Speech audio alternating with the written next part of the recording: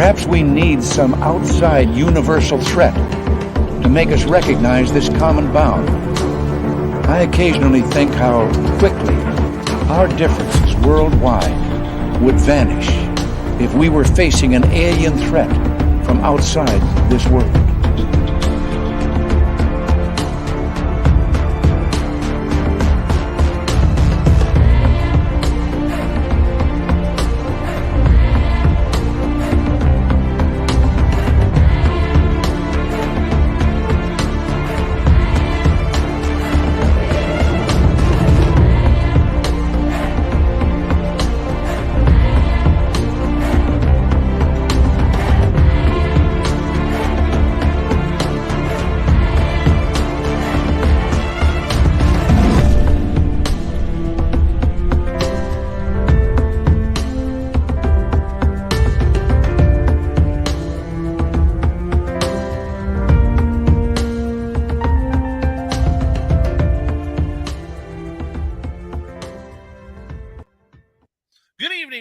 Welcome to Space Down Radio tonight. My name is Dave Scott. Thank you so much for taking the time to tune us on in. Bigfoot, Sasquatch talk coming up. Robin McCray is with us for the show. Super Duke is going to join us in hour number 2. Dirty Filth is back with the cartoons.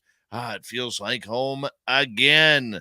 Let's say hello to everyone tuning us in right now. Super Duke in the gold medal position with his first gold medal. Cosmic Fleur taking home the bronze, or silver, with Race Fan taking home the bronze. And there's Gene Hudson. Welcome. Primal Cry, thank you for coming on in. And who else do we have in the chat room? D. Cohen, Brown Dwarf, good to see you all. Rui from Portugal, welcome. Good morning to you. The Lip Blade is here, dialed in tonight. Hey, Lip Blade, you wait till you hear our story tonight. You missed out on Saturday night, buddy. You missed out. And on Monday. It's all about tonight, man. Human Carl is here, a great veteran of the United States Air Force. Thank you, Human Carl, for your wonderful service. We really do appreciate it. All veterans will have a good time in our chat room at all times. Cat Chaser, good to see you. Cat Chaser will be signing autographs after the show. Line up to the left of the studio, if you don't mind. To the left of the studio. Who else we got here? Well, there's Dutch Hank and Dirty Filth, Awesome Ann Palmer, Roger G. Davis. Welcome to SOR Chat. Yes, Crystal J can come back in. Don't know why she was accidentally blocked, but the wrenches have been block happy lately. Yeah. Sorry about that, Crystal J. We can see you. I see you. Hi, Crystal J. Welcome to SOR Chat again. And who else do we have here? Well, let's take a look. Well, there's Kathy Evans. And Paramarv. Paramarv will be signing autographs after the show as well. Line up to the right of the studio, if you don't mind, to the right of the studio. Moving on, we have Eternity Eternal and W. David Page, Bomber, Digger Dog. Thank you for coming on in. Jim Christie, good to see you. And who else is coming on in? There's Doug Shelby. The Doug Shelby has arrived. Hi, Baxter. Now, little Baxter is Little Marky Spender's dog. And hi, Little Marky Spender in the chat room. Baxter has been waiting for about 5 hours for us to come on the air. And Baxter is watching right now. So if everybody in the chat room could say hi to Baxter, we'd greatly appreciate it. Hi, Baxter. Hi, Baxter. Hi, Baxter. I love that little Boston Terrier. He's so cute. He loves me, and I love him. Ozzy, oi, oi to you. Jules, how are you? And who else do we have here? Well, let's just scroll on down and take a look, shall we? That's kind of what we can do. Jim Christie, Donna Spencer, Dark Woods, good to see you. And there's Awesome Ann B. Nice to have you here. And who else here? Mr. Catfish, good to see you. And Gemini Moon, welcome back. Let's start the radio side, shall we? Right there. And who else is joining us? Brazelhoff. Hey, Christoph, how you doing? Been a while. Nice to see you back. And who else is here? Well, let's take a look. Bigfoot, Michigan Rob. And, yeah, what color headband do you got on tonight? Let us know. Derek S., welcome to SOR Chat. Hi, Asteroid. Good to see you. Science Melinda, thanks for coming on in. And Robert Steers again. Hello, Dr. Robert. Thanks for adding me on Facebook. We'll get you hooked up with Science Bob as well.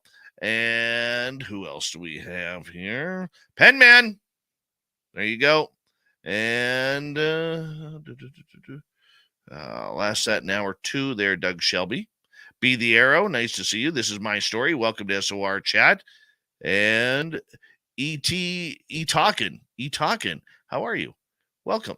All right. Ivan, welcome back. Tokeland, good to see you. Kai Waikini, hi, welcome to SOR Chat. Hi, Kevin. Serena DeFalco, welcome to SOR Chat. We do things a little bit differently here, peeps. We are a live radio show, so there will be commercial breaks, and I'm not going to get to the rest of the people here. I will say hello in the chat room, but for right now, horns up, let's rock.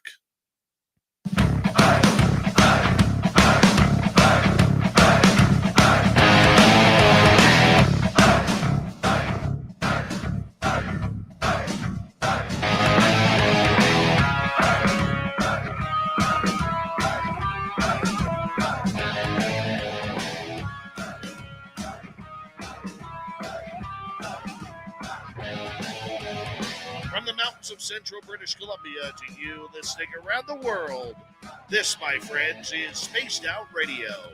I am your host, Dave Scott, sitting in the captain's chair of SOR headquarters. We welcome you to tonight's show on our terrestrial affiliates around North America, digitally on Odyssey Radio, TalkStream Live, and KTNL. All of our archives are free. Join us at youtube.com/Spaced Out Radio. Do old Davey the favor, hit that subscribe button. You can follow us on Twitter at Spaced Out Radio, Instagram at Spaced Out Radio Show, and on TikTok at Spaced Out Radio. Our website is spacedoutradio.com. We have a plethora of features for you. Rock out to Bumblefoot, read Shirky Poo's Newswire, check out our swag as well. Tonight's show is brought to you by Chive Charities. Help make the world 10% happier by visiting Chive Charities today. You can find them on our website. Fantastic show of all cryptids coming at you tonight. Robin McCray is talking some Bigfoot and communication. In hour 3, Swamp Dweller takes us to the Appalachia. Super Duke is here for the Cryptid Report. I've got the Dave 101. Shirky Poo has the news. Robin McCray, you've recognized her on this show before, in short form, filling in for Super Duke on World Bigfoot Radio and the Cryptid Report. Well, she is the assistant director of the International Hominology of Forest People, the organization headed by Dr. Igor Burtsev.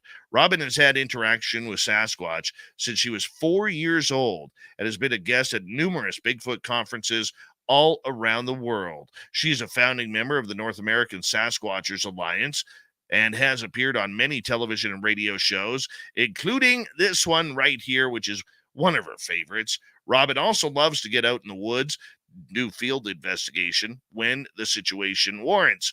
And this is why we love having her here. Robin McCray, you are one of the best when it comes to Sasquatch. We love you around here. How you doing, my friend? I'm good. Thank you. You always make me feel so welcome. I love it here. You guys are just the best. I have more fun. Here too. We do. You're so sweet. Well, we try. And every time we bring you on, Robin, we do have new listeners who may be listening to you for the first time. And, whether it's in Radio Land or on YouTube or our podcast format, for you have had interaction with Sasquatch since you were 4 years old. This is a lifelong experience for you. What happened when you were 4? Well, it was actually before I was 4, because when my mom has told me stories for years about when I was just learning how to talk, I would talk about my imaginary friends, what she thought was imaginary. And I would describe the Sasquatch and the Dogmen to her. When I was 4, I had my first UFO abduction that I remembered. And at that time, they had told me they had already taken me before that. So I just never knew that this wasn't what normal people had in their lives. You know what I mean? When I was 4, I would, ride my little bike to the end of our road, which wasn't far at all. And they would come out of the tree line and they would watch me. and there's a creek down there. And then when we had moved to the next house we lived at, it was just solid woods, and they would come out no matter where I was at. And then when I was home, they'd be looking in the windows, and it was just part of my normal. It wasn't what everybody's normal was, but I thought it was normal. And Excellent. so, yeah, that was just my life at the time. So for you, seeing these big hairy creatures coming out of the forest to look at you, I mean, didn't that scare you as a child? It didn't, because I didn't know any different. Like maybe if I was, 7, 8, 9, and I had spent all of that time not having them around to have them suddenly pop up, then maybe it would have. But this is how I grew up. Like I didn't know that I was supposed to be scared. That doesn't mean that throughout my life there hasn't been times that they've scared me. That doesn't mean that at all. I mean, I'm human. They've scared me before. But for the most part, daylight time, it doesn't scare me or frighten me at all. The only time they've ever really freaked me out is there was a time that, because I didn't know any better, like I did this most of my life by myself, and they would come and they'd pound on the window. They wanted me outside, and I would go out at 2 a.m. and I'd go out, I didn't want to take a flashlight and offend them. So I would simply go out in my pajamas, and I'd go out in the yard, or I'd go out in the woods, and I'd sit down and they would walk around me. And I didn't mind that because I could see them. But if I tried to walk through the woods at all and it was pitch dark and I didn't have a flashlight, they would cloak and they'd come up behind me and put their hand on my shoulder, or they'd pat the back of my hair. And that would startle me because I couldn't see them. It was dark, so I couldn't see anything coming. Daylight, it doesn't bother me as much. It's when I can't see, but I'm like that with anything. I'm not afraid of the dark, but I don't like not being able to see what's coming towards me. I deal with not only the forest people, but I deal with the dogmen and the cat people and the ETs and dimensionals and elemental. I deal with all the different cryptids.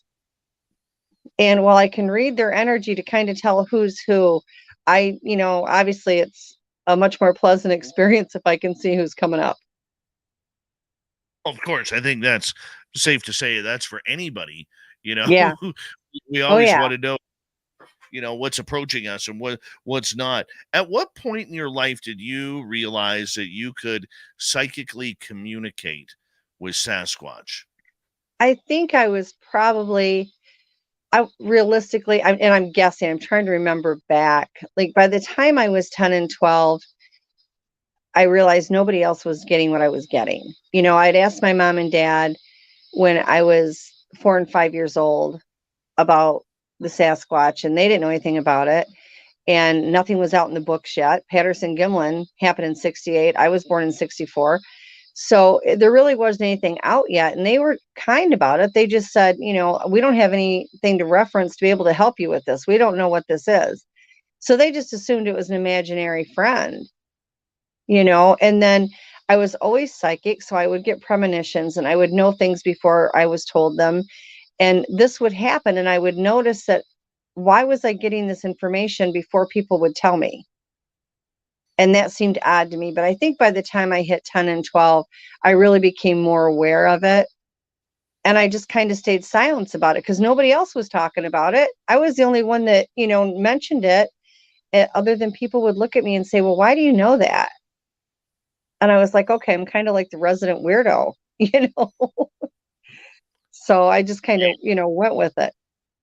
Hey, we'll take a weirdo around here at any time. Anytime. One thing that I'm going to admit to here, and I've told you this before, but I'll say to our audience, when Duke Sullivan from World Bigfoot Radio, Super Duke, was telling me that you communicated with Sasquatch, Yeah, I rolled my eyes. I know. I completely rolled my eyes like, come on. This is exactly what we do not need in this field, is someone who's saying they are psychically Yeah. connected to the creature. And Duke just kept on promoting you and promoting you and promoting your intensive work. And so I figured that I would try it. And I will tell you that for people who don't understand what Robin does in her communication with Sasquatch, you're going to learn here in just a few minutes how good she really is. And I am 100% a believer in Thank you. what you do. And thank you for, usually I give people the benefit of the doubt, but for some reason, Robin, I didn't want to because it just sounded too far-fetched for me. And I deal with a lot of woo on a daily basis. I really do. And my woo limit is pretty high. But this, you communicating with Sasquatch just really, really kind of, let's just say, it made me question the reality of what's going on. And it makes me question my sanity. Well, no, not so much your sanity, but what was your reasoning behind it? Okay, were you doing this to build your own name, or No. what could it be? But I'm going to tell everybody right now, Robin is the real deal. She really is. I have put Robin through a couple of tests here over the last few months, and every time she comes up 5 stars. Yeah. She comes up 5 stars every time. And you were one of the most lovely, as I've got to know you, you were one of the most lovely people in this field. You really are. And you're candid, you're honest, you do your best. You never say you're going to be 100%. No, never. Somebody who will say, hey, if you don't want to take my word for it, don't. Yeah. But you keep proving yourself. Well, I appreciate that. Thank you. You are so sweet. The thing about it is, I never set out to do any of this.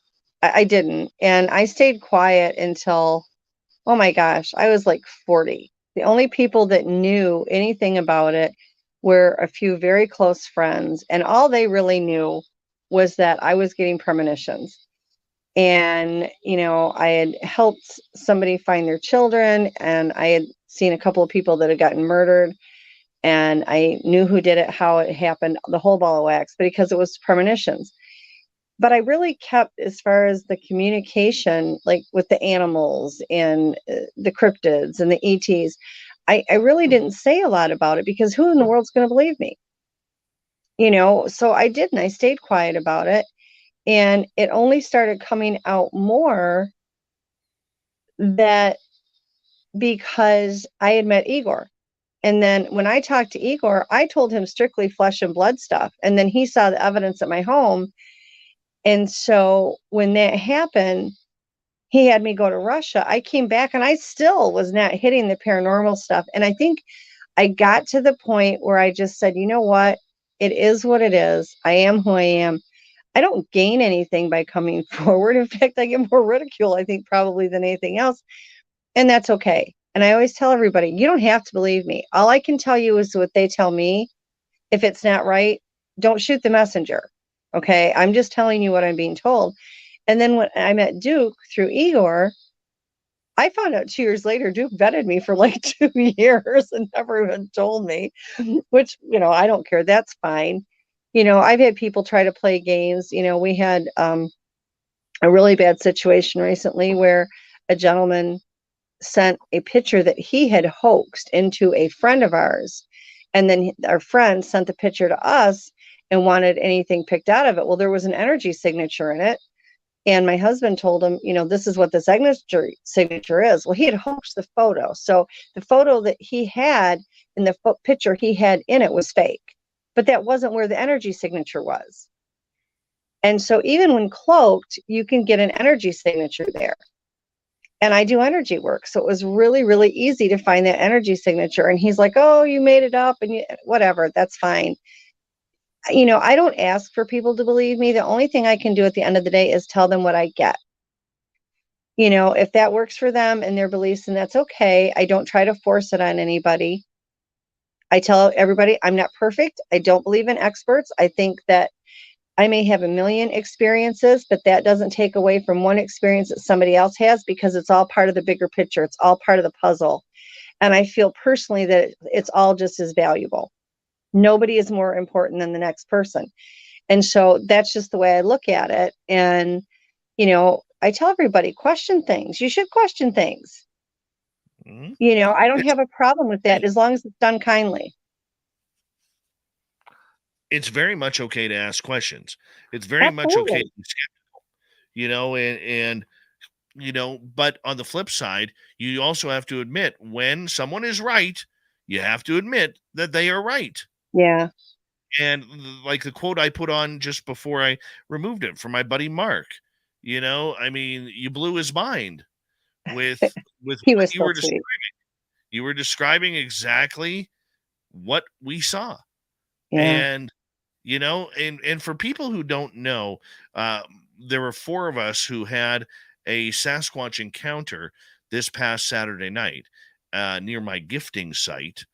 And we're going to get into that more in the next half hour because Robin, as soon as we got into cell phone service, the first person I contacted was Robin. Yeah. Are you awake? Are you awake? Can I call you?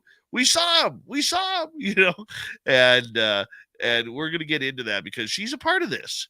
She is a part of Yeah. this adventure, and I'm so happy you came along for the ride, Robin, and answered the Oh, phone.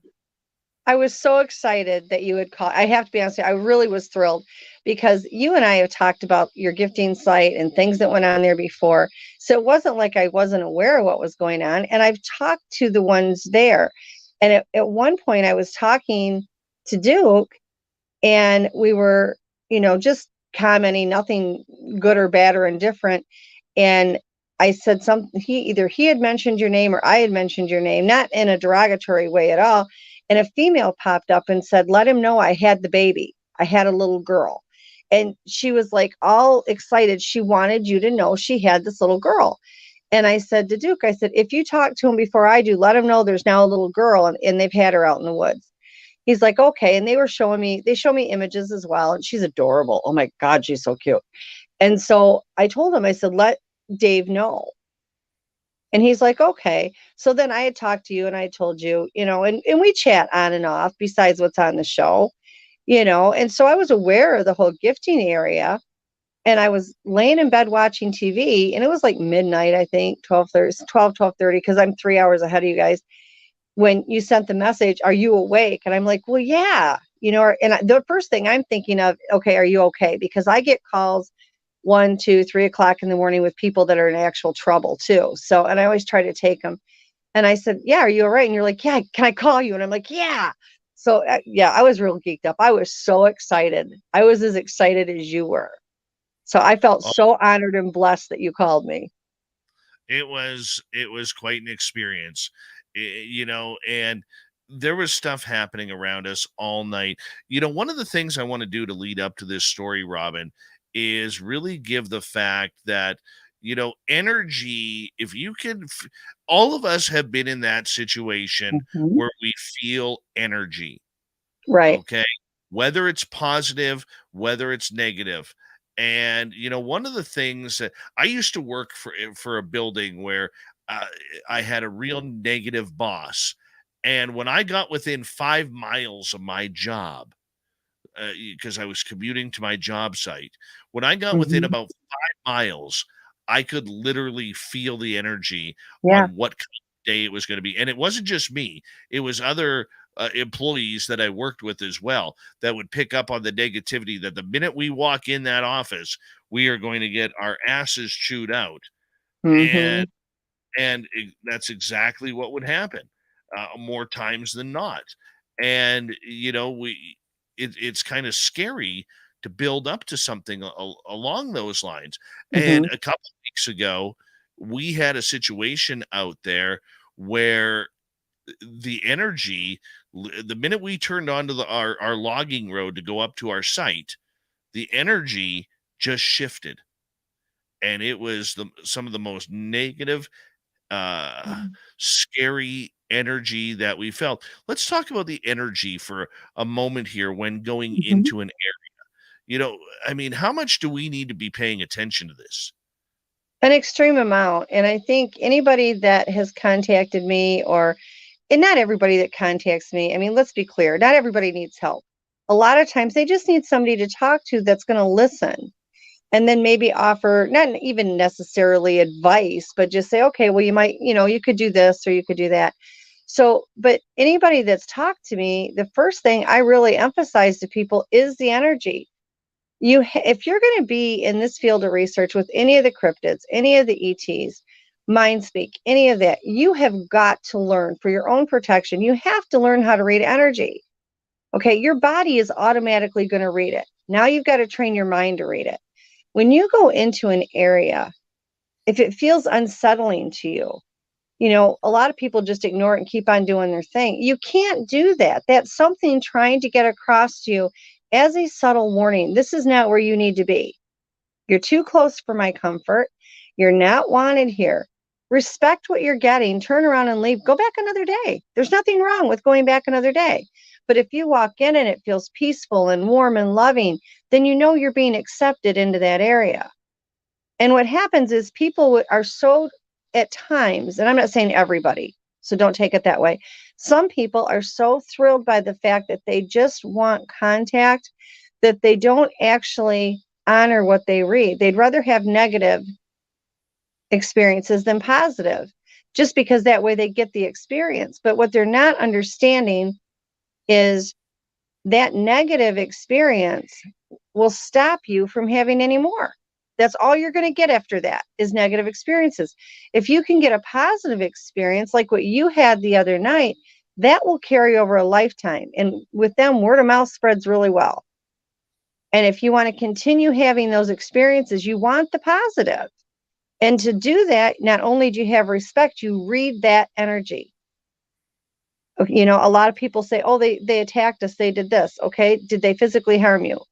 9 out of 10 times they say no. Okay, what did they do? Well, they threw their arms up in the air, they yelled. Okay, trying to get you to understand you're not supposed to be there. But you could have probably picked up the energy from that long before that happened, where you would have known not to go there.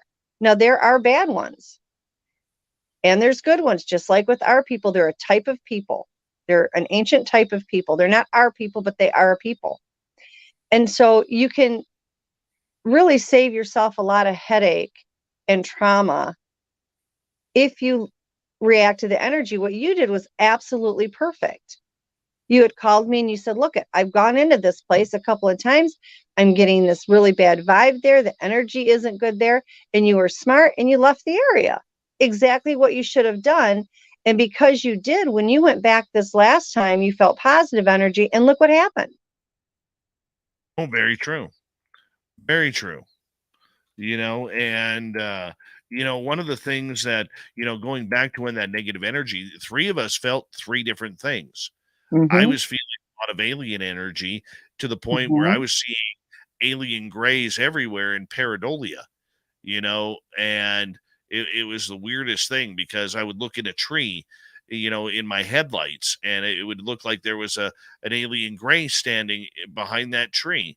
And then, you pull up to the tree and there's nothing there. It's just the branches, the way they curve up to make what looks to be eyes.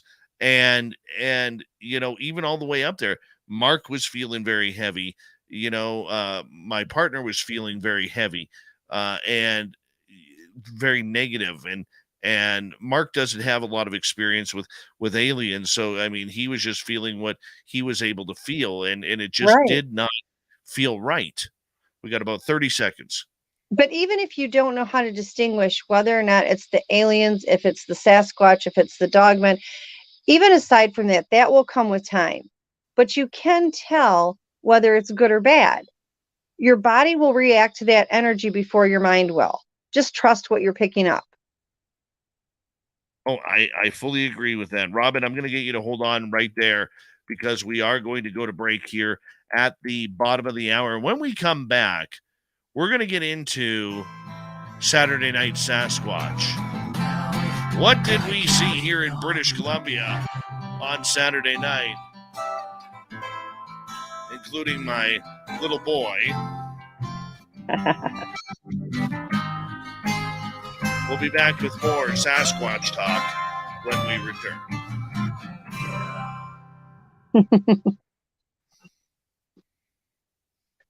All right, we're clear. But yeah, that energy has a lot to do with everything. Oh, yeah.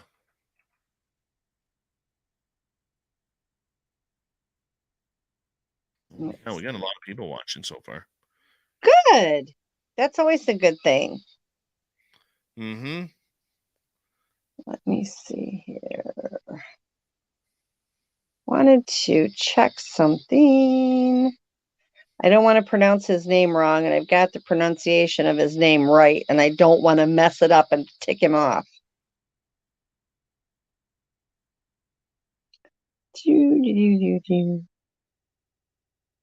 I thought I had.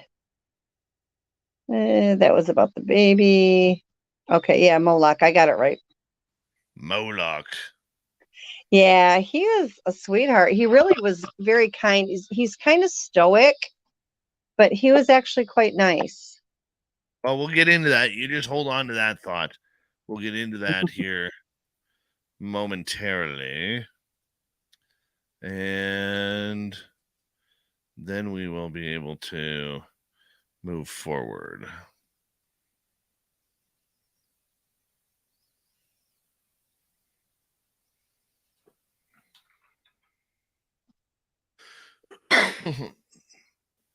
That was a fun time, though. It was Absolutely awesome. And I have to thank you for including me in on it because I loved it. Well, that's good. That's good because you know, I was just so excited to make that phone call. To be Oh, blunt, I was thrilled. felt But good. it was funny because I just talked to Duke about the female with the baby and that they were starting to get more mobile in there, and I thought, I knew that if you would just hold off a couple weeks and let all ETs get out of there, because I knew it was ETs, because I could pick up the energy that was definitely an alien. And that's what they were talking about. They were talking about the visitors from the other planets that were there. And once they cleared out, they were back to being, up front again. Yeah, I don't believe I don't disregard, I should say, exactly what you're saying.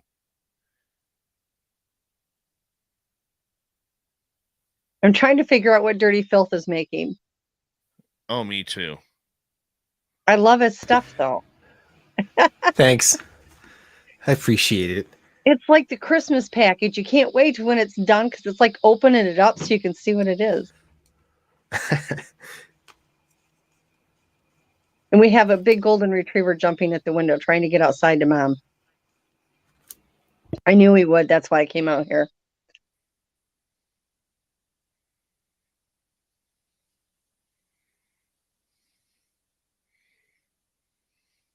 He's like 8 months old and the size of a Shetland pony. Oh, wow. Big guy. Oh, he's massive. He's huge. He's absolutely massive. And he thinks he's the size of a Chihuahua. That's hilarious. That's hilarious.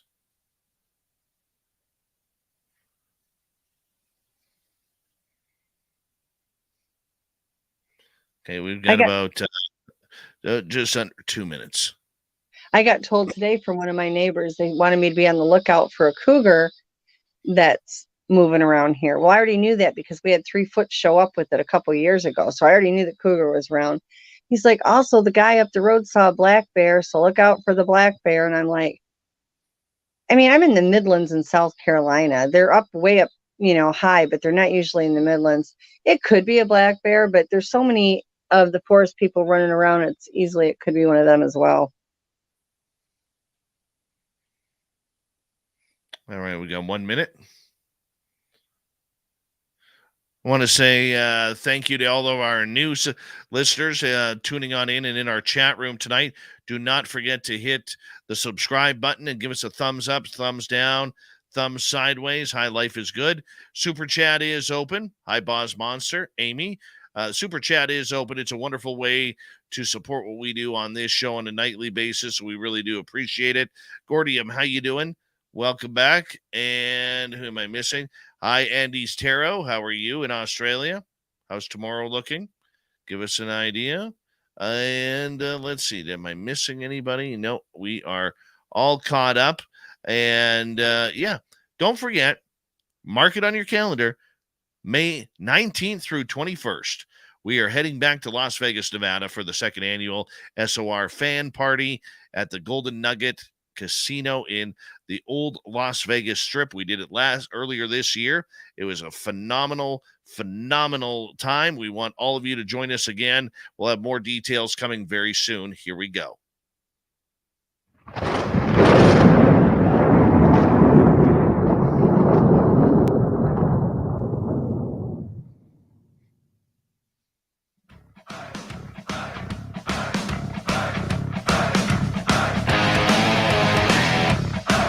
Second half hour of Spaced Out Radio is now underway.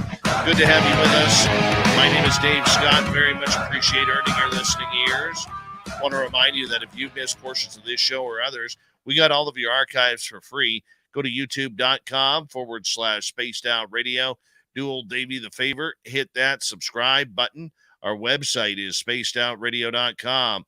We have a plethora of features for you. Rock out to Bumblefoot, read Shirky Poo's Newswire. Check out our swag as well.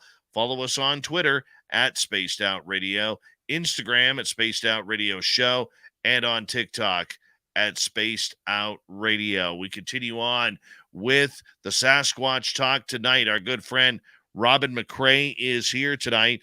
And let's break this down, Robin, because on Saturday, this past Saturday, my good friends Mike, Mark, my son was out there as well.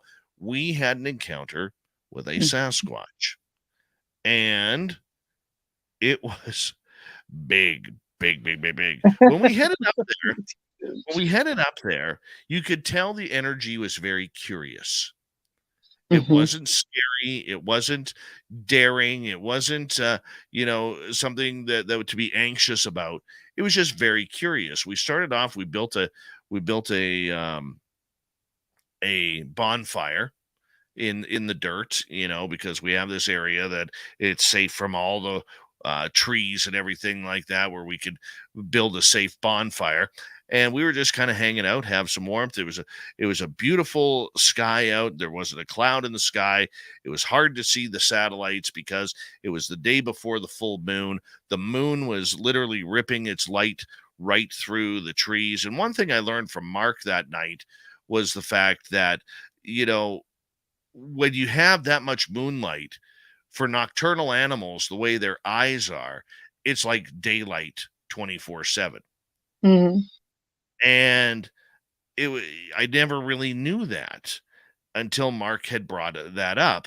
And long story short, we were there about an hour. And then Mark, off in the distance, heard a little crack. And he was like, "Hey, did you hear that?" And I'm like, "No." And we kind of walked to the front of where our trucks were, and we shined our flashlights, and that's where we saw the creature standing there. And we saw the pointy head. We saw the big shoulders. We saw the torso. Didn't see anything else because there's a dirt knoll that kind of separates. Yeah. And this was right around the dirt knoll. And our buddy Mike all of a sudden starts walking towards us and says, "Hurry up, we got something over here." So Mike hurries up. You kind of turn and the flashlight turns off the area. Mike then brings his flashlight up. We got the flashlights up, and the creature is now kneeling or crouching down. Yeah. We could see the back. But that was it. And as we're kind of looking around, is that it? Because you're questioning yourself. This is about 100 yards away. And you're questioning yourself, am I actually seeing what I'm seeing? And, you start putting your flashlight all around. And the next thing you know, you go back to the original spot, and it's gone. It's gone. And we're like, damn it. But for that 30 seconds, 40 seconds, we were staring at a Sasquatch. Now, Mark really didn't believe it because he doesn't believe anything exists. No, I'm teasing. I know he's listening right now. But seriously, he was like, what was that? Was that a bear? And Mark, as I've said on this show before, is an absolute genius when it comes to the forest. He's been charged by bears. He knows every footprint that's out there. He knows his knowledge of the forest is impeccable. His knowledge of safety in the forest is second to none. He's been an animal tracker. He's been a hunting guide. He's been hunting since childhood, and I mean, for the guy being, older than me and much less hair, he's done a good job out there. He's done a very good job. And when my son and I go out with him into the forest, I never have to worry. Okay. Because I'm still learning. I'm damn near 50 and I'm still learning. I'm still on level 1 of forest safety, whereas Mark is a grand master. And the point that I'm getting at is Mark's going through the Rolodex of animals in his head of what it could be, because he just doesn't want to hop out and say, we saw a Sasquatch. But it really wasn't until afterwards, when we got on the phone with you, that he was, I think, starting to believe that we saw what we saw, because here you are, wherever the hell you are in the United States. And, I think you're in Michigan, Wisconsin. No, I'm in South Carolina right now. I'm going back to Michigan as soon as I find land. Okay. So the point that I'm getting at is this, is you blew our minds, which was kind of cool. But after we had this situation with this Sasquatch, we knew we were being watched. We're pretty intuitive where we know when we're being watched. And then way off in the distance, about 20 minutes later, we hear this woo,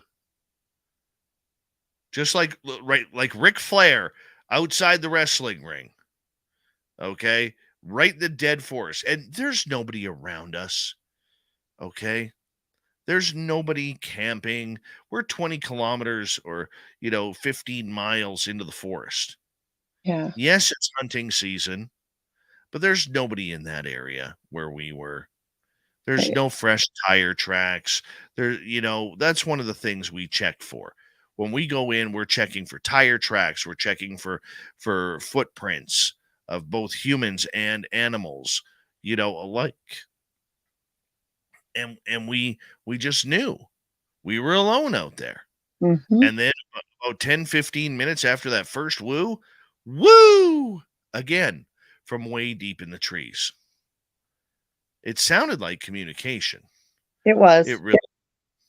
So take us through this, because you were able to connect with this Sasquatch that we saw. When I called you and we finally hooked up on the phone, what came to you? Well, when you had sent me the message at first, and you didn't tell me what had happened, you just want to know if you could call. And as soon as I got that, he came forward, and his name is Moloch, and he's massive. Like, we're talking probably 12 foot, easy. He is massive. Yeah, shaggy black hair. He had the cone, not a sharp cone, but he had a conial shaped head. And he showed me himself. And he said, they saw me. And I said, they did. I said, is everybody okay? And he said, yeah, we're okay. They're friends. They did not hurt. And I said, no, they're not going to hurt you. I told you that before. I've talked to that clan for you before.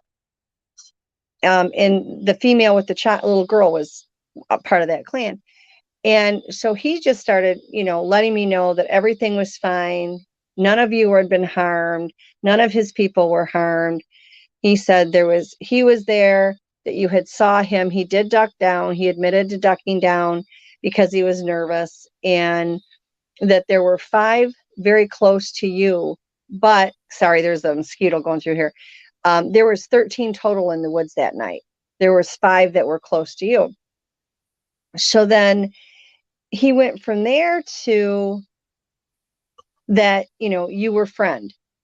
He was very insistent. He did not try to harm. We weren't, and that pulls a lot of weight with him. And I want to point out one thing, that It was just a comment that you had made, but you're so incredibly right on it that I just wanted to point it out.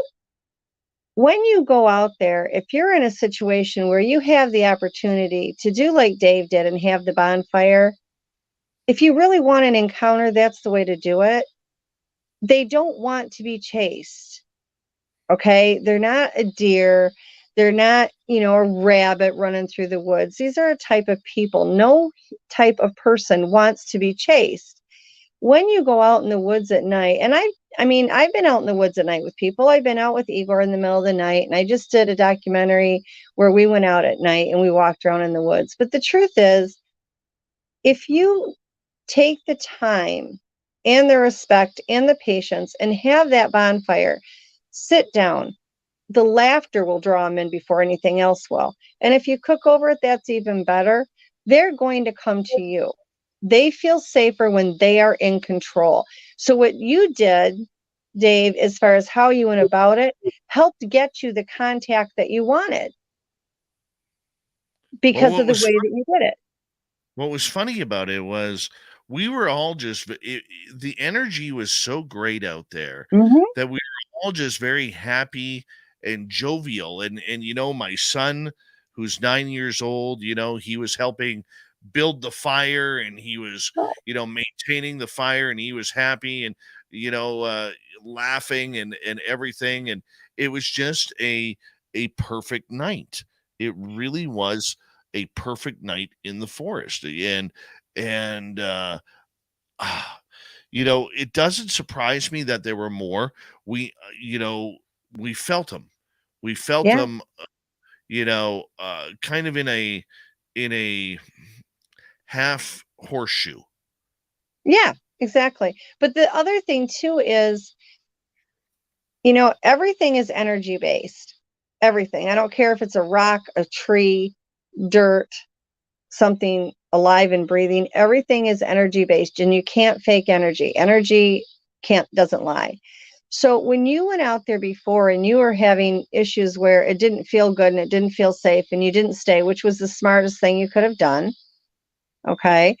Then you went back this last time and you had the complete opposite because it was peaceful and it was happy. And you picked up on that, and then that made your energy good. So you have all this good energy, and they just want to soak it up, and it draws them to you. When you're jovial and you're having fun and you're happy, it raises your vibration, it raises your energy. All of these, that is like a magnet for them. And the truth is, they're just as curious about us as we are about them. It's just they go about it in a different manner. And you weren't out there chasing them down. You had the right energy, the right mindset, the right heart, and you were sitting at, you had this campfire or bonfire, whatever you want to call it. You were non-threatening for them, and they already knew you because you'd been out there before. So it's not like that was the first time they had ever seen you. And it just, all the pieces fit for that night. That experience was going to happen. It's been escalating for months. All the gifts, all the times out there, everything works with them as a progression. And they go at their pace, not ours. They could care less how fast we want to do it. It goes by their pace. And it was all building to that. So when you went out there and you had negative energy and you were smart enough to say, okay, I don't want any part of it, I'm leaving. Now you come back and you feel the exact opposite. And you're enjoying yourself, and your son is enjoying himself. They had children out there as well. There was no intent at all to even try to hurt your son. They had their own children out there. They respect that. I'm not saying that there aren't some that haven't hurt a child, but in your case, they had no intention of trying to hurt your son. It was all extremely loving. It was all extremely jovial. It was all happy. Everything was exactly how it should have been. There was complete respect on both sides, and that's the only way it works. So, he let you see him, and yes, he did drop down. They're going to be cautious. They're cautious in nature, but that doesn't mean that the other ones weren't there. The noise that you heard is a signal to the other ones. It's a form of communication to let them know, okay, there's somebody here. What kind of noise they make will determine whether or not, is it a safe bet that you're okay there? Is it something that's a threat or whatever? In your case, they were perfectly fine with it because you ended up having 5 that came in close and you had 13 that were actually in a horseshoe shaped all around you. Some were a little farther out, but they were moving their way in. So it was just a really, really good experience. And that good experience is what will carry you through to more experiences. And, as far as being with the right one, you nailed that, because Moloch works with the clan leader. He's big, he's strong. He works directly with the leader of the clan. He works with, and their clan was called the Eagle Clan. And so it all just, if you would have wanted to script it out and make it any better than what it was, you could not have. Everything was perfect. Everything aligned exactly how it was supposed to. Well, you know what? That's good to hear because, like I said, we're probably going to be going out this weekend. It's not going to be Saturday, but, because I got to go out of town for my son's hockey game, but it'll likely be on Sunday. The idea that we're going to go back out there, does that make them now curious when we are coming back? Are they now watching for us? I don't want to say curious, comfortable. They will be looking for you when you come out if they're around. We have to remember that at the end of the day, we have our own lives. We get busy, whether it's with work, family, projects you're doing, whatever. They do as well. They may do different things than we do, but they have their own lives. They have their own jobs. They have their own obligations. They're trying to get ready for winter. There's a lot of things that are going on. So if you're coming out and it's at a time that they're around and they're available, yeah, they're going to be right there because they already know you. They already feel connected to you. They've already made that connection. Are we going to see more? Over time, yes. I think you're going to start out hearing more noises if they're around at the same time that you go out. I think you're going to start hearing more noises, and then there's going to be a lot more of maybe seeing something walking in between the trees and that kind of thing. And it just continues to grow. Now, does that mean you're going to see something every single time? No, that does not. Like I said, they have their own lives. They have their own things that they have to do. So if you're out there at a time that they're absolutely where they're around, I would almost guarantee that you'll have encounters if they're around at that time. And depending which ones come forward will depend on how much encounters you have. Now, if it's Moloch again, I think it's very possible to get another sighting. The fact that you saw him was not an accident. He allowed you to see him. So when he said something to me, it was before I had spoke with you on the phone. So I didn't even know what you were calling me about. You had just said, "Can I call you?" I had no knowledge of it when he popped up and said, "Well, he saw me." And that's when I said, "Is everybody okay?" And he said, "Yeah." He said, "No harm came to my people and no harm came to him. He is friend," is what he said. So you're already okay with him. He's going to watch to make sure that what he picked up on you is consistent, which it always has been. So I don't think you'll have any problem there. And if he's one of the ones that's around at the time, I think absolutely. I think you're going to start seeing maybe at a closer range. You'll see between the trees, maybe an arm or a shoulder or something moving between the trees. It's a progression. And then because he works with the leader of the clan, he has a lot of respect within that clan. So then as others see that he's comfortable with you, then more will be comfortable with you. Okay, there was something else interesting that happened in the forest, and that was we all heard an owl that we had never heard before. Now, is there a tie between owls and Sasquatch? Because they were coming from the first one that was going, and it may have been the same bird flying through the trees. I don't know. Okay, the first time it happened, it was. I'll try and bring it up for sound here. I do have a clip of it from my buddy Mark, who ended up finding it. I just want to be able to line it up here. But the idea that is this, it sounded like it was coming from the area where this Sasquatch I thought at least would have been moving. Okay, it moving into that direction. And that's where it got a little weird, because all of a sudden, if this is just one owl, it flew across, so about 45 degrees, to another area now to our left, and more towards the marshy side, and started going off there as well. So it was just very intriguing on where this owl was coming from. And it wasn't the typical woo or hoo hoo. Yeah. Woohoo. That was way off in the distance. Right. And see, that's what I was saying before. There's not a noise to begin with that they can't imitate. I don't care what the noise is, they can imitate it. Owls are very common for them to imitate. They like to do the birds. They like to do the frogs. When I was in Michigan, we had 2 foot of snow on the ground and bullfrogs were going off. It's like, okay, at least get something that, isn't going to be gone for the season. But the owls, it's not uncommon. I can tell you, in my personal opinion, with 99.999% certainty, that was not an owl. That was them. They had already seen you at that point. Now they're sending off signals to the other ones on whether or not it's a safe bet. Is it not? Is there somebody there? And depending on the sounds they make can mean various things. But I don't believe for 1 second that was actually an owl. Here's the owl sound. I've got it on my phone here, so I'm just going to bring it up to the microphone.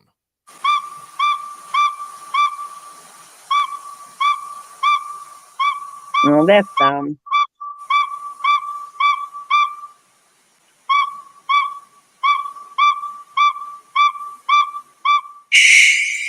So that is the sound of what they call a northwestern saw-whet owl.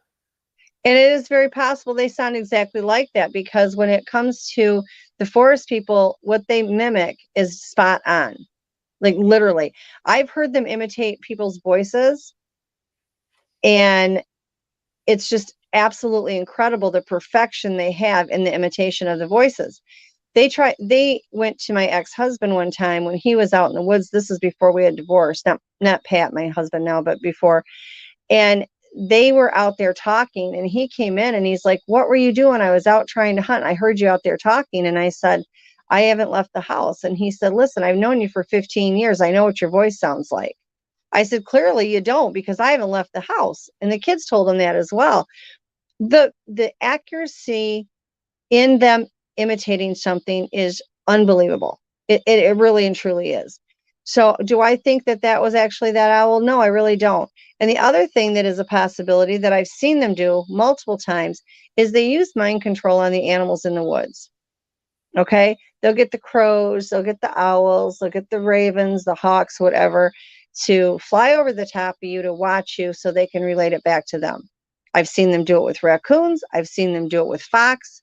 I mean, you name it. I've watched them do this on and off my whole life. So if that was an owl, and I don't think it was, but if it was an owl, there's nothing to say that they did not have the owl go off so that it would alert others. That's the point that I believe it was. And it's entirely possible, but I'm telling you that they had something to do with it. Hi, Steve. Yeah, it was honestly an incredible night. And then when we went back, we're getting close to break here, and I'm going to try and bring up some photos, because I did send you the photos here. Mm-hmm. I got to just figure out if I sent them on Facebook or if I sent them on text message to you. But I want to show the photos of our area and then kind of get your opinion of everything when we come back, including the 2 footprints that we saw, which were about 15, 16 inches in length. Yeah. And I have a comment on one of your photos as well. Well, we're going to get to it, because we're going to go to break here at the top of the hour. Robin McCray is our guest tonight on Spaced Out Radio. We are having a good time breaking down my latest sighting with my buddies of Sasquatch in the British Columbia forest. That makes it so much fun, doesn't it? It does. That's what we do here on Spaced Out Radio. We love it when Robin McCray is with us. I think we're going to get a Super Duke sighting as well. Yep. Spaced Out Radio continues right after this.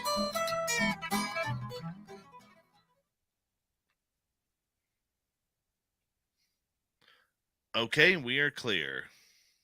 I have to say that if I could go and take a sighting and to the people that I talk to and say, this is exactly what you want to happen, I would tell them to do exactly what you did, how you did it, in order to get the reaction that you did.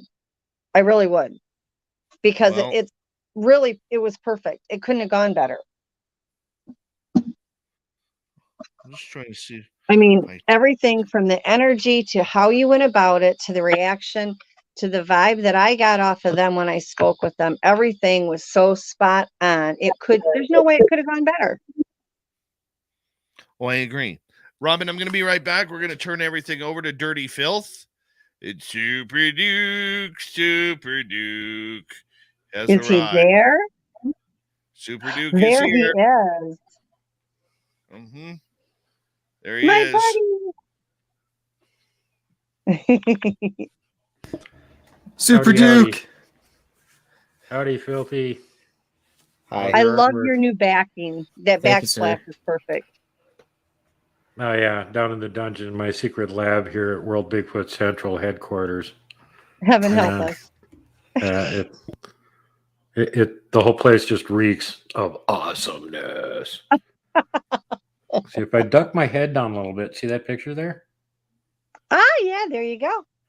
And the Sasquatch on there is actually a real one. I mean, that's his photo, but he actually exists. That's a His name drawing is of him, Samuel.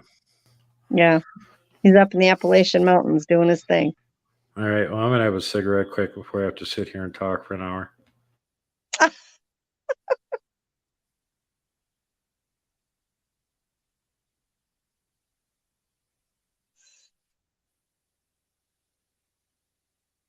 All right, Phil, it's just you and me. Oh, excellent. How's your night going so far? Good. Like I said, I was able to get some sleep last night, and so it worked out great. I'm not even tired yet. I'm relaxed as heck because I'm sitting outside, and and that's always nice.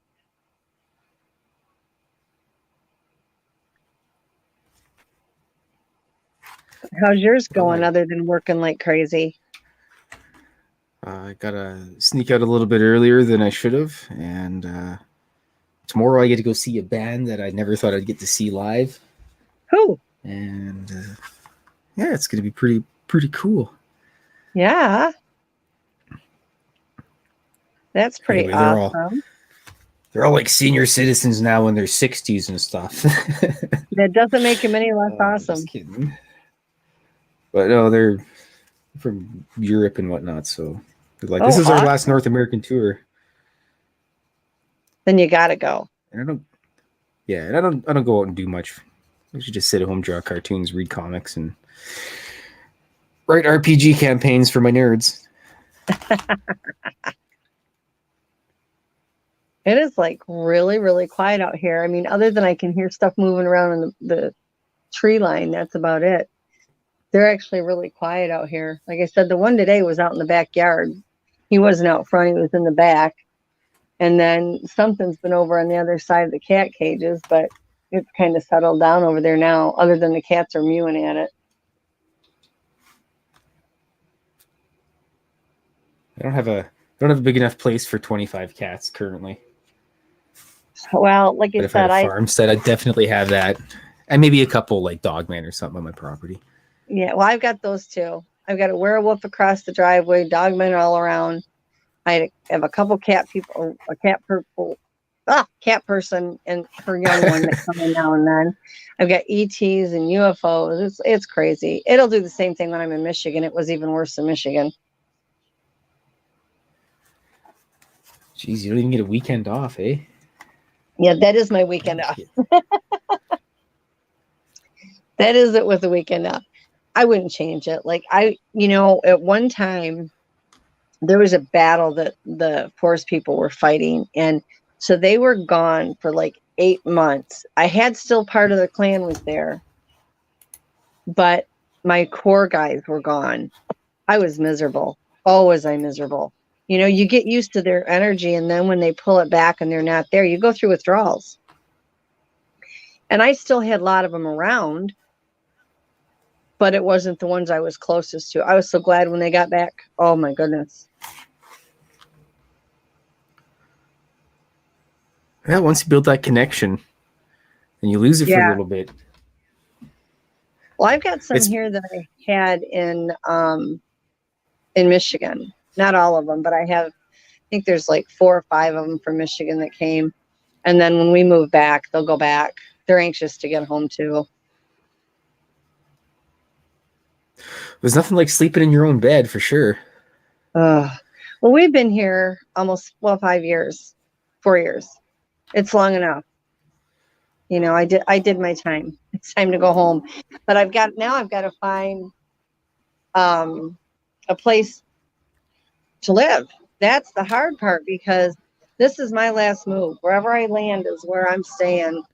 And so I want it exactly how I want it. So I'm really, really picky this time. Like, I love my house here. I just wish it was in Michigan. And I want my acreage. Like, when we first set out here, I wanted a minimum of 5 acres. And instead I have 1.5 acres, but I'm in the woods. You know, and so I'm back to, I want 5 to 10 acres. I had 10 acres prior, and I loved the 10 acres was perfect size for me.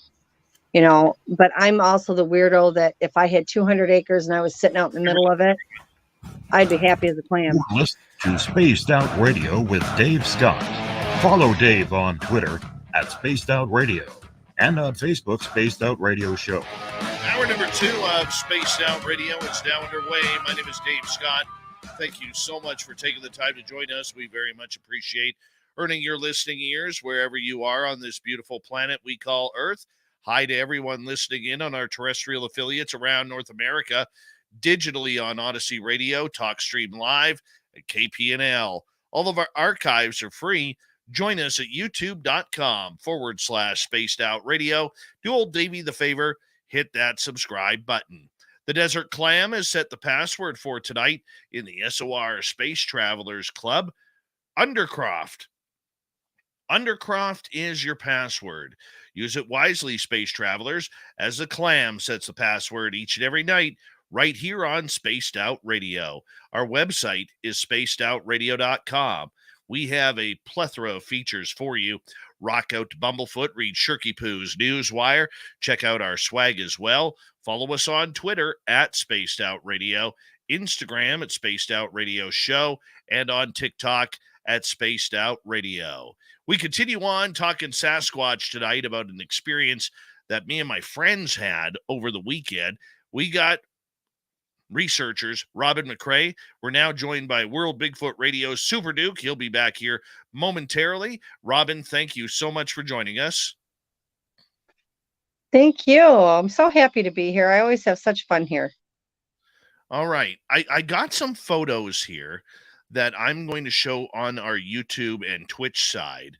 And then what we're going to have to do is we're going to have to explain them for our radio audience. So this is kind of an area where we are.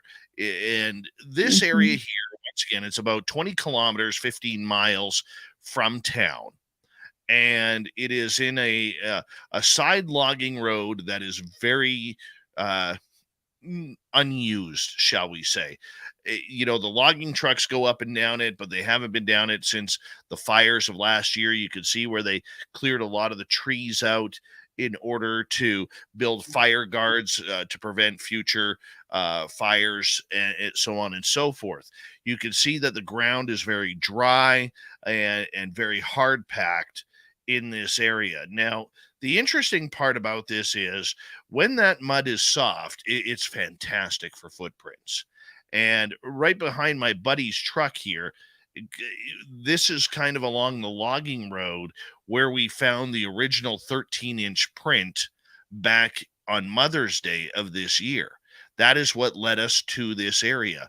Now, we have been going to this area for a number of years. The reason why is there's a bend at the end of this road, which literally leads, I'm going to see if I can find it here. Nope, that ain't it. Right here, you can see how the the road kind of bends up to the left. And in this area here, as the road bends, there's usually a big water puddle there. Not very deep, maybe an inch or two, but that's where a lot of the animals drink. So when we are in this area, we always would go to this puddle area to see what signs of animals had been around. We'd see a lot of bear tracks, we'd see a lot of deer and moose and wolf tracks, sometimes the odd mountain lion track. Okay. And so this is why we knew this area was going to be very popular for Sasquatch. So in the distance, as you look at these trees, right in the background here, these birch trees, there is a marsh back there. And to the left of this side road that we're on, that we're taking this photo from, there is a marsh to our left. So there's a lot of water. There's not a lot of fish, but there's a lot of birds that go there, from ducks to geese to swans and cranes and so on and so forth. So it is an area that has a lot of berries, a lot of food sources for any type of apex predatory animal. So the interesting part about this is we park in the same area each and every time. And when we go through the photos, like as you can see, we park in this area. Our little fire pit is up here in the dirt. And, there's a lot of room for us to see what's coming and going. There's a lot of safety room, just in case we have to get back to our vehicles. And we don't have to venture off the path very far in order to get a little bit of, knowledge of where something or someone is coming through. Now, in this break in the trees, which is the area where we come in on, this is where I had seen 2 weeks previous, or 3 weeks previous, the triangle form in the sky. And there was 2 light balls, and then we watched the third one manifest out of nothing, and that's where we saw the triangle. So as we were looking around, there's a little side area here that has been carved out, and this is an old logging road that comes to a dead end, almost like a cul-de-sac, and there's a big pile of trees that were cut down for the forest fires in order to create the break. So that's all that's in this area. And this area, Robin, feels very weird to you. Yeah, before you had your encounter, and I'm talking, this is like weeks ago, they kept showing me an area, and this was the area. They didn't show me anything on the other photos. I mean, that doesn't mean there's anything wrong with those, but this is the area they kept showing me. And they kept showing that on the other side of whatever that bump is, whether it's trees, sand, dirt, whatever, they were on the other side of that watching you. And that makes sense. So we have when felt you sent me watched in that area. Yeah, when you sent me those photos, I about fell over, because first we just were talking about this encounter that was so incredible. And then you sent me these pictures, and I'm like, oh my gosh, that's exactly what they showed me. That is the photo that they showed me. They didn't show me any of the other ones, but they showed me that one. Well, this area here feels usually very weird. It's almost like like at night when it is dark, we don't go into this area. It always feels a little bit off. Daytime, not a problem. Nighttime, big problem. It's just very odd. And this little knoll there. Yeah, and there's a knoll here for our radio audience. Way in the back, there's about a 10, 12-foot knoll that has trees coming out of it. And that knoll there feels always very, very odd. Like there's something that climbs up there that is watching us at night. And this area gives me the absolute heebie-jeebies when we are there. I don't like it. It doesn't feel good. Nothing too impressive, that's for sure. So as we were moving on, okay, this is the photograph of approximately where, about 10 feet from where we were standing. And in the background, you see the curve in the road. You see that there is another logging road that kind of peels off.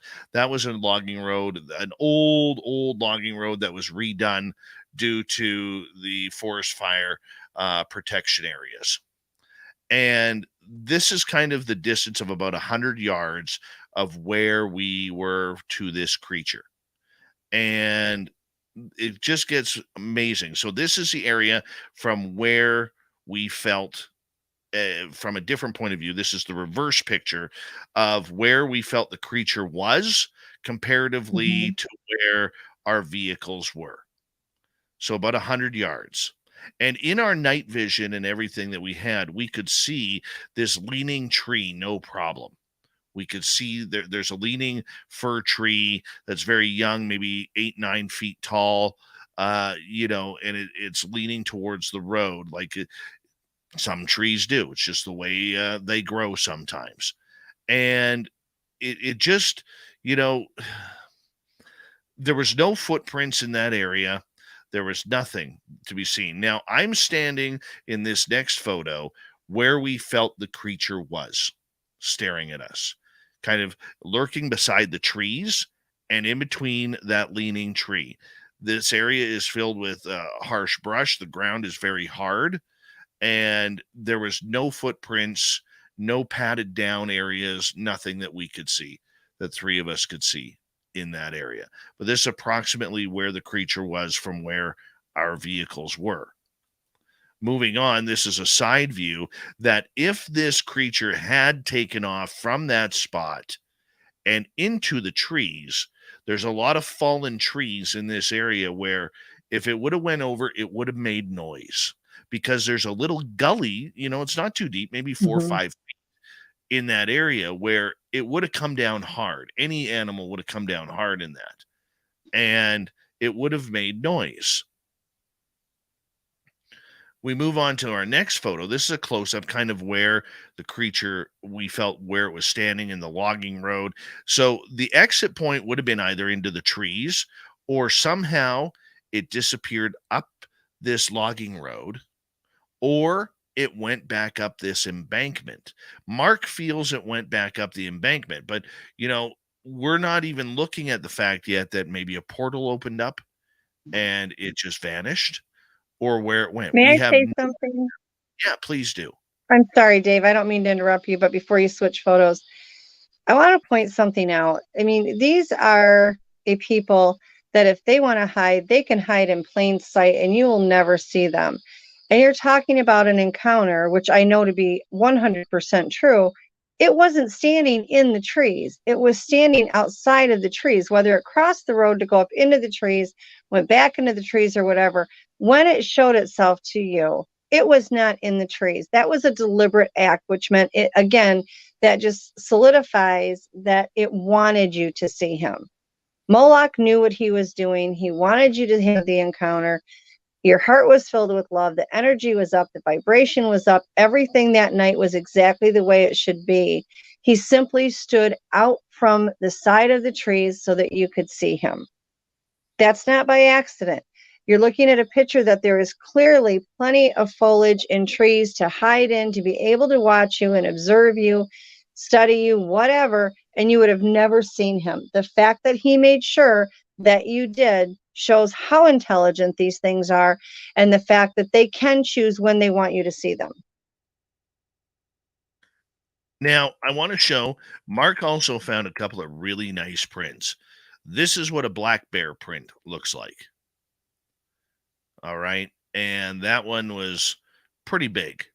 This is what a grizzly bear print looks like, also found in the area. You could see the length of the claws. That's how you tell the difference between a grizzly bear print and a black bear print, is the length of the claws. And the grizzly has 5 of them. All right. I mean, these are big, big prints that were just pushed into this very hard soil. Now, here's footprint number 1. Okay, in the hard ground. You can see the foot, you can see the heel, you can see kind of a couple of toes here in this area, like the rounding of the toes.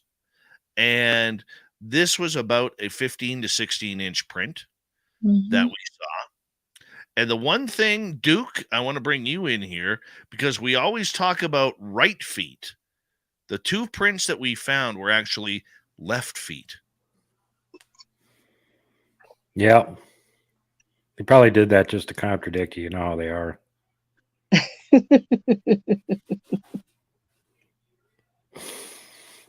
That's the power of Super Duke right there, people.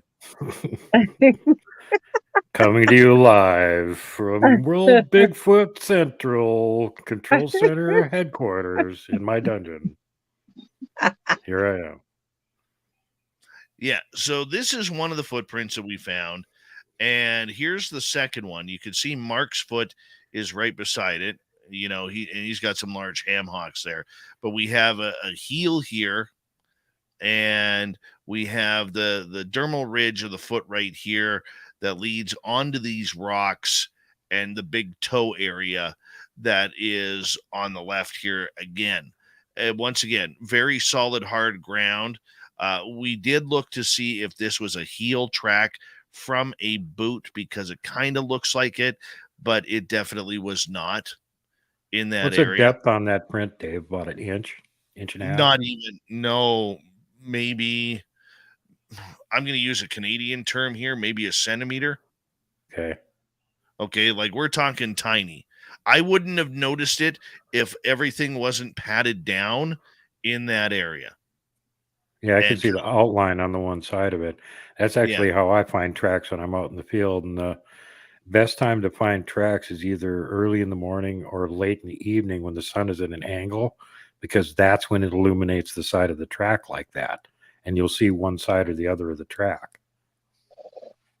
The other thing, if you want to get really good photos, you can do two things. Take a can of hairspray with you and spray your actual track with the hairspray, because it's going to make it wet.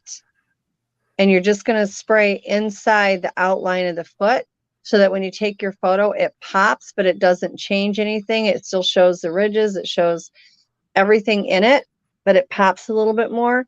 The other thing you can do is take a can of baby powder with you and do the same thing. I'd recommend the hairspray thing, because if you decide you want to cast it after the fact, that'll help hold it together that much better. Yeah. That's another trick they use for casting. Yeah. These were uncastable. Unfortunately, they were uncastable. But fortunately, you can see them on a picture. And a lot of times stuff you can see with your naked eye, you can't get a damn picture of it to save your life. Yeah, very true. Very, very true.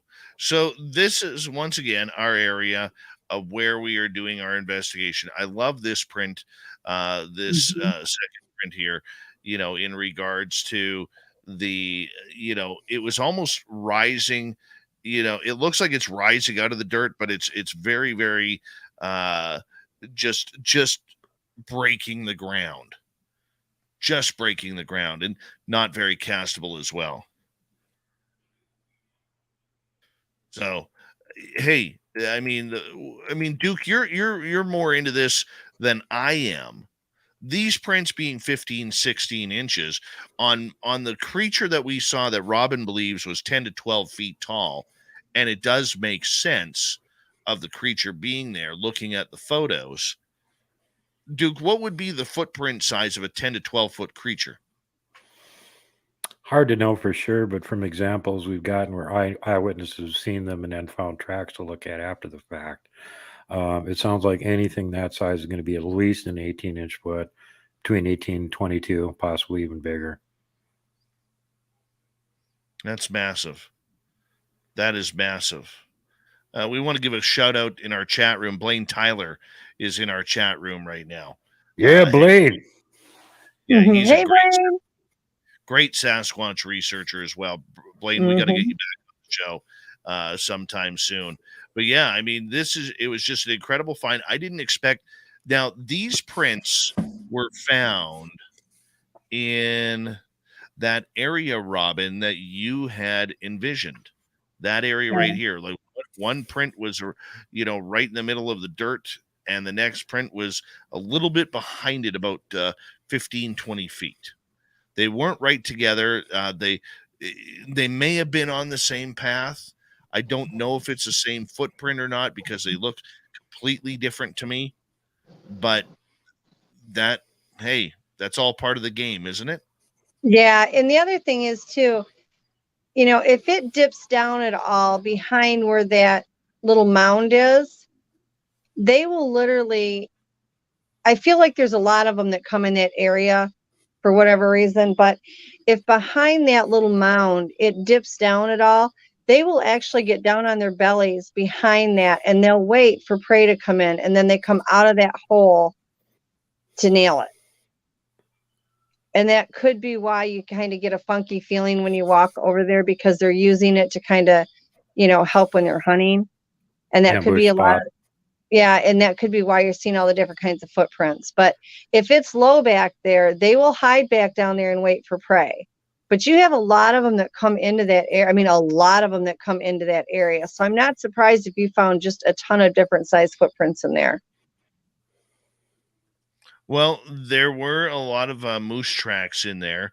We didn't see a lot of bear. We did see some dog tracks and human tracks as well, because, being deer season, this is a popular area for deer as well. So, there's a little bit of everything in there.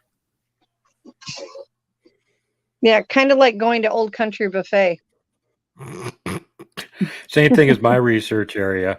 It's like watching a National Geographic special on the Rocky Mountains. You see every kind of wildlife imaginable up there, except for grizzly bears and mountain lions and wolves. Except when they know Duke's coming, they don't bother to hunt. They just tell them to bring bacon. Yeah, that's it. They keep all the predators away in return for bacon, so I don't have to worry about them. Well, bacon is a good thing. It really is a good thing. They're so spoiled rotten. We're only half kidding, yeah. No, they're spoiled rotten there. Every time he goes up there, he'll have me get hold of them and ask them what they want. And he literally will go to the store and get everything on their shopping list. And you're guaranteed bacon, peanut butter, and now he's got them addicted to Cinnamon Toast Crunch. Three of my favorite things right there. I know. And they love him. They absolutely Everything adore else, him. they'll leave the empty containers lying around so I can pick them up and get the garbage out of the woods, but not the Cinnamon Toast Crunch. I get the pillow-size, jumbo-size ones of the generic stuff, and the whole thing disappears. There's not a scrap of it left. The whole damn thing, even container, the wrapper, everything is gone. Oh, hey, they know a good thing. They know a good thing when they see it. Let's just. I'd like to say that I'm actually not in favor of feeding them or gifting them, and I wouldn't advocate for it. The only reason I get them anything is because they tell me what they want, and I just get what they want. And before that, I didn't start gifting them. They started gifting me. They started leaving me random things at the campsite, and I was wondering where this stuff was coming from. And then they left me a big pile of quartz rocks, and I got a hold of Robin and went, Robin, are they leaving me quartz rocks? And she said, hold on. Yeah, they're leaving you quartz rocks. Yeah, tell them I found the one by where I always put my tent. It was sitting right where I put my tent.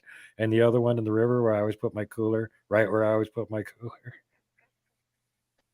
Yeah, the thing about gifting, it works if you aren't doing it like on a regular basis. What I did, I would not recommend to anybody, but I didn't know anybody else. I was doing it by myself. It was before I even knew any other researchers. I was putting it every night. I went out and I put out this, their food for them. They ate more than we did. And I did it every night. You're never going to be able to feed them enough to sustain them. You aren't. So I did that, but my group was really kind. Had they been any other group, when it came time before I moved and I stopped, they could have gotten really violent. I was lucky that didn't happen that way. So it's all right if you're going to gift, but you can also gift non-food products. Okay. So like they're not toys. looking, like toys. Make sure there's nothing they're going to choke on, but a feather, white rocks, beads. One of the females had this thing about my daughter's hairbrush, because on the back of her hairbrush, she was just a little girl at the time. Hold on right there. We are going to go to break here at the Bottom of the hour. Robin McCray, Super Duke, myself, all talking Sasquatch tonight on Spaced Out Radio. Stay tuned. We'll be right back.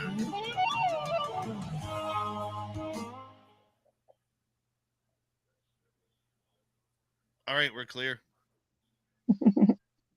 Woohoo. Woohoo! Time for a quick cig break. I'm so happy. Oh my tonight. God. Super Happy Duke. We're not. You're not Super Duke tonight. You're Happy Duke.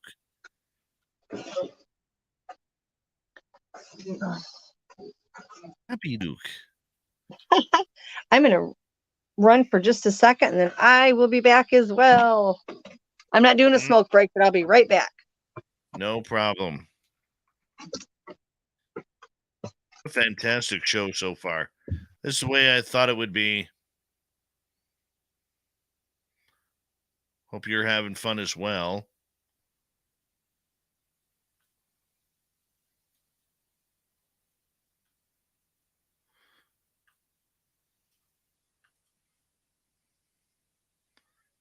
I'm just sitting here. Hi, Dirty Filth.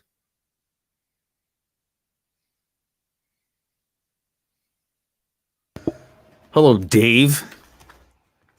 Hello, Dirty. How's it going? You like the drawing so far? It's almost done. It's looking good.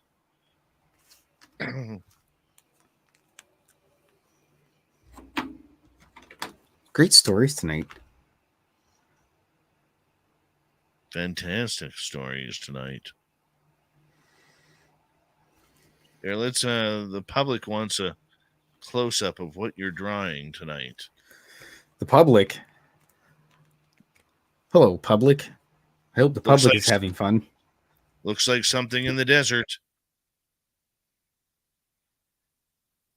There's a solid chance of that. Mm. Blob is crushing my legs, Dave. What's up with Blob tonight? Piled right on top of me, and I can't feel my legs. Love v Love, regarding the Golden Nugget family rate for SOR, we are working on that, and we hope that that's one of the things once we get our deposit in that we're going to be working on to get a code or something, so that way everybody who books can get a discount on the rooms. Go see how that works with them, but we will be trying to do that this year. Hi, Star Scarred. How are you?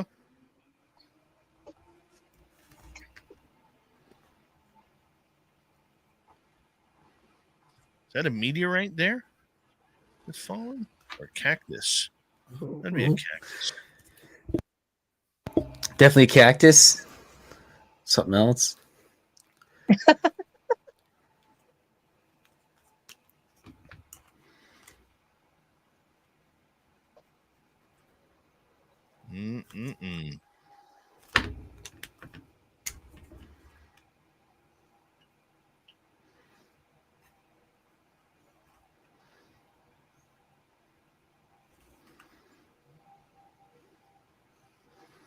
We're all watching you intently right now. Oh, look, I'm getting like the tree pressure's pops. on. I'm getting tree pops over here on the side of the house. But I don't see any of the bushes moving. I'm just hearing tree snaps. He's got a letter S, people. He's got a letter S.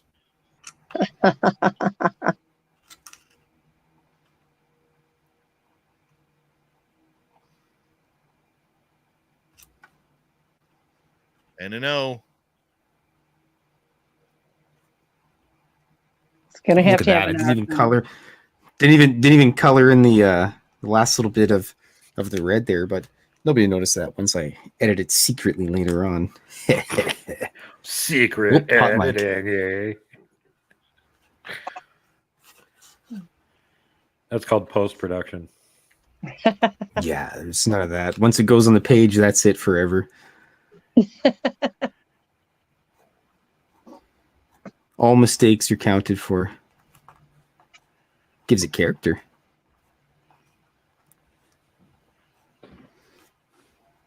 It's a large we. Is Blaine still in there? Hey, Blaine. See, I can't see anybody. Oh, you're on your phone. That's why. No, I'm on a tablet. Oh, are you? I don't know how Yeah. it works. We Is got that like 20 one of those flying chiclet things, tablets. Yeah. I want to say a big thank you to T2E, Eddie, Steppenwolf, Amy, Vash the Impaler, and Steve for the amazing super chats tonight. Thank you very much. It's a wonderful way to support what we do on this show on a nightly basis. And here we go with the second half of the show right now, guys.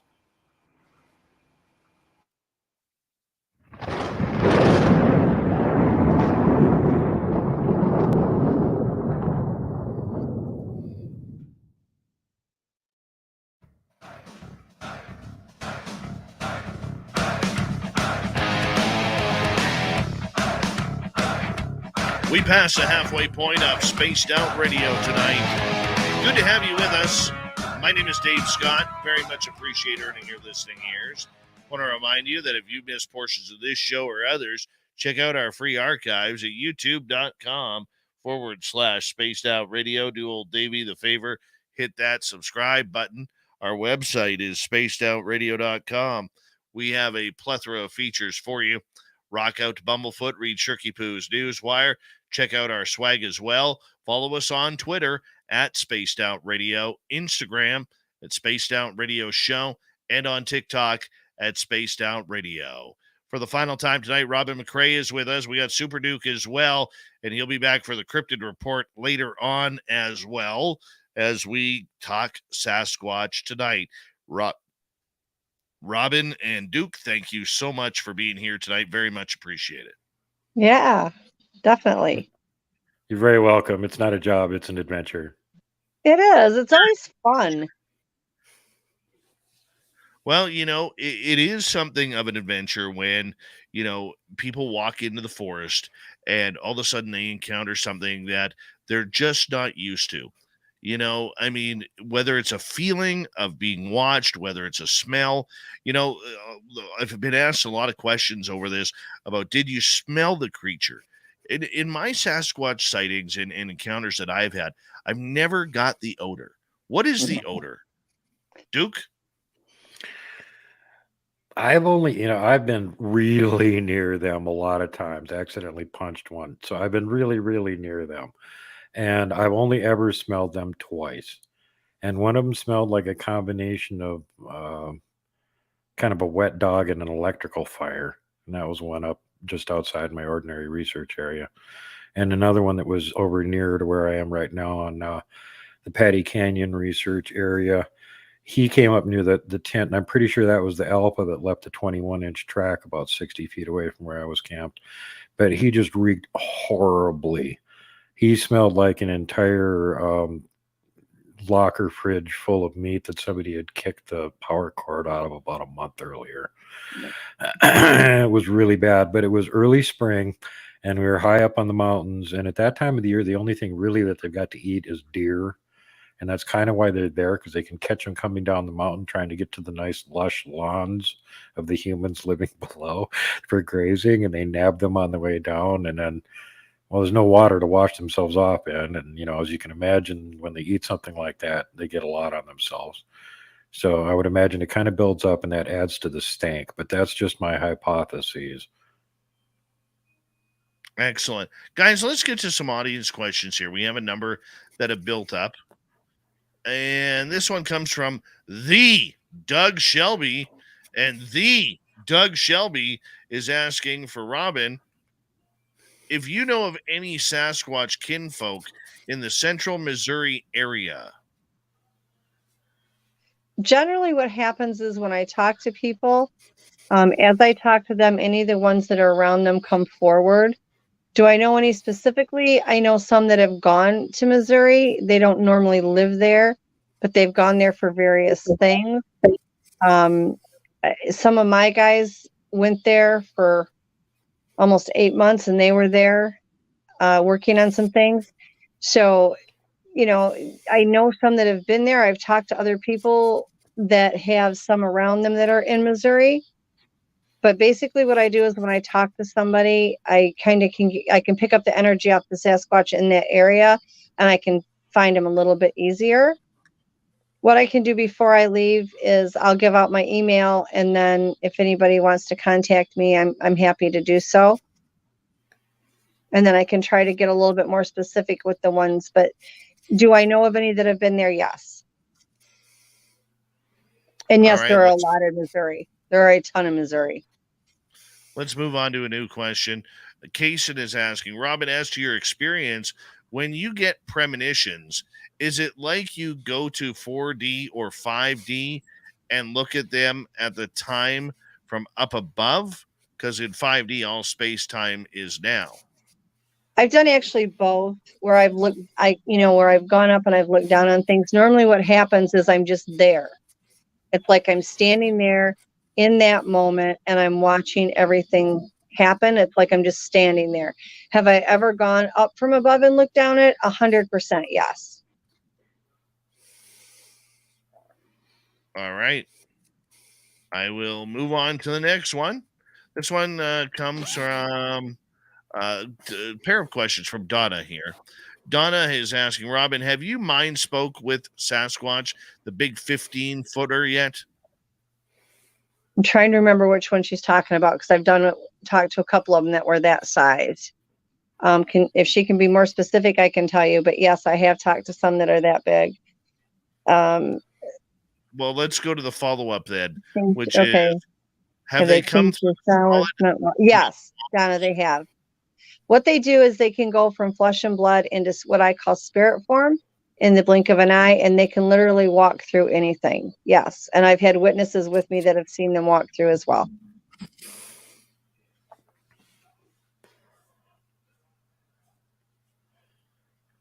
One second here. I would explain how they can do the hiding inside tree trick. Oh, yeah, they just walk into it, literally. Crystal is asking, Robin, do you communicate via mind speak, or is it like a feeling? I get it always. Mind speak can be done in multiple ways, and for whatever reason, I'm able to do it in multiple ways. But yes, I can do it as a feeling, where you get a sense of knowing the entire picture before it's even said. I can do it as far as getting words, letters, pictures, photos, a sense of knowing, all of that. Yes. All right, let's go back to Kaysen. Isn't Moloch an owl god? It's very possible.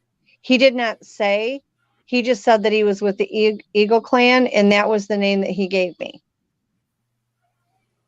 Heather would like to know, Robin, can you speak to other animals? Yes, I do all the time. I've talked to friends of mine, pets, when they're sick, to find out exactly where the problem seems to be, as well as other cryptids and other animals. All right, that's all the questions we have for right now from our audience. Maybe we'll get a few more in as they come in during the show. But for you, Duke, when, earlier on in the first half hour, we were talking about the accuracy of Robin. And I was saying how at the beginning I was very skeptical of whether or not this was something that was, believable. And it was because of your words and her actions that really I was convinced that Robin is very much in communication.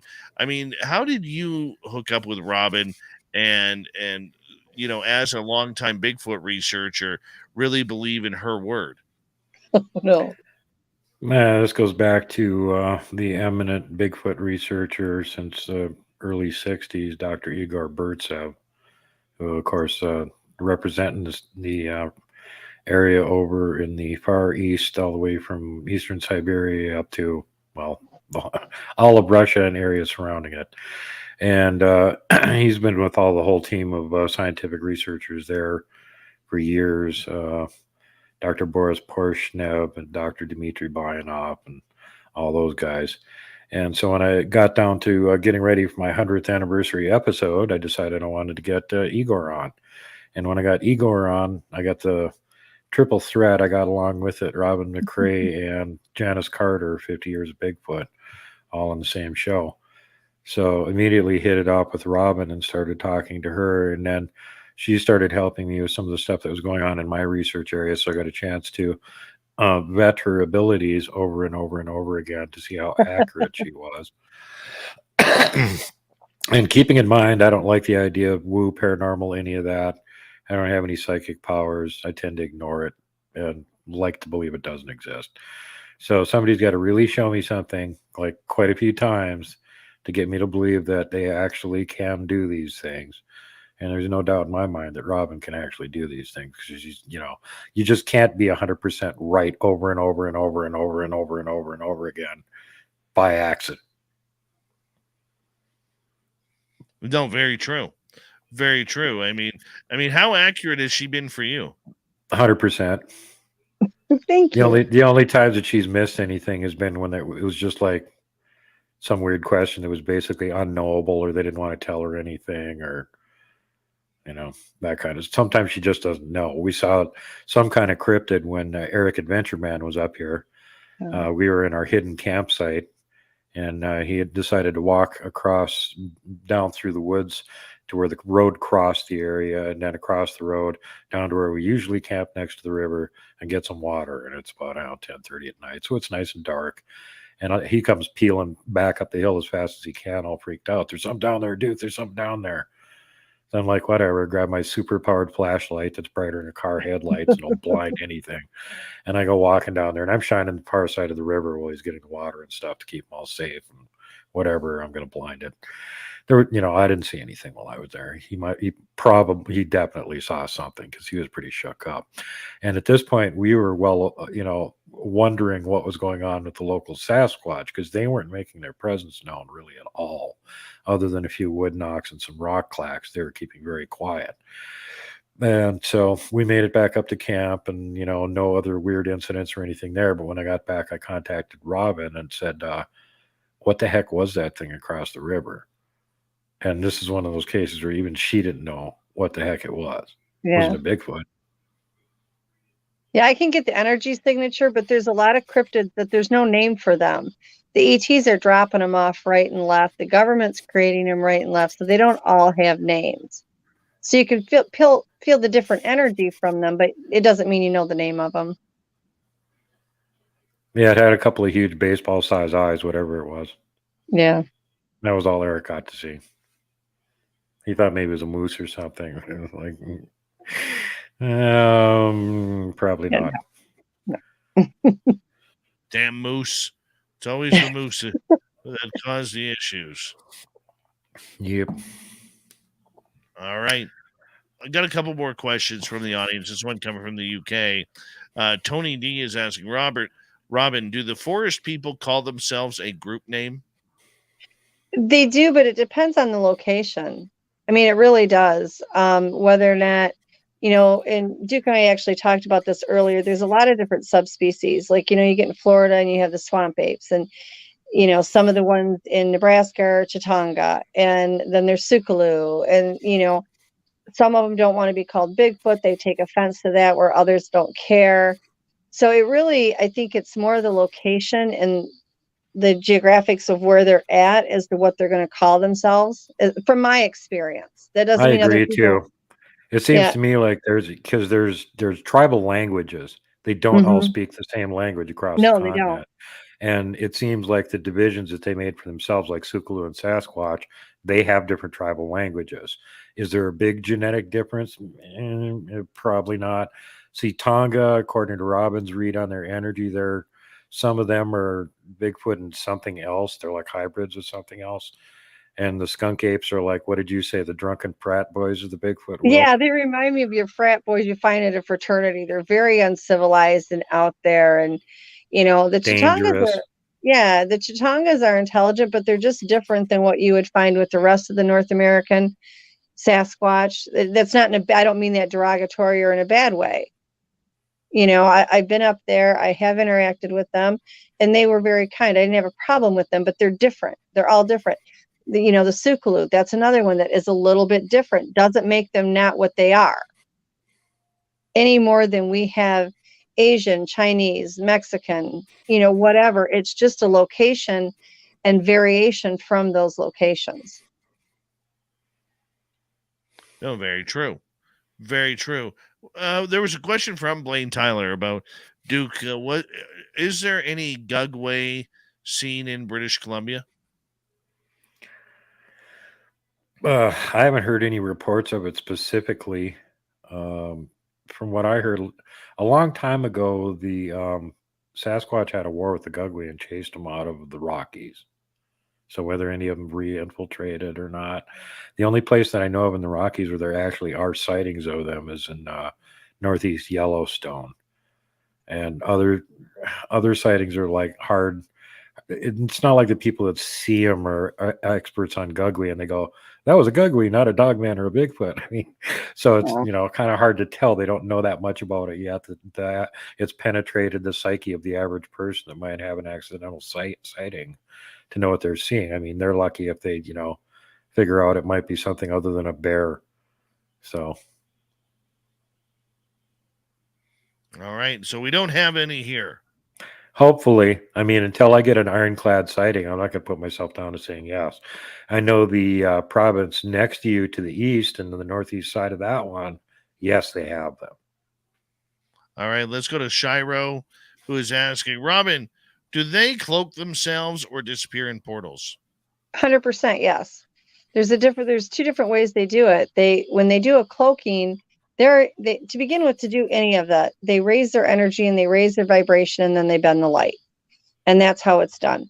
When they do a cloak, it's 100% transparency. You can't see them. You don't know they're there. I mean, if you can read their energy, you know it, but to see them physically, you're not going to. When they do a shimmer, it gives you that predator effect, like in the movie Predator, where it looks like a gelled water almost. And that's different than the cloaking, but they still do it. I mean, it absolutely happens. And they all use the portals. I mean, it's like we use an expressway.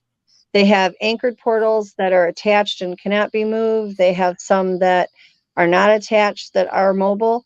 And I've also seen several just literally whip them, like take their hand and whip it out, open up the ground, dive into it. I had one run across the road in front of my car, and the road itself went through like what I call rock walls, where it looks like they dug the road out through all this rock, and it literally opened up a portal in the side of the rock and went into it, and then it closed.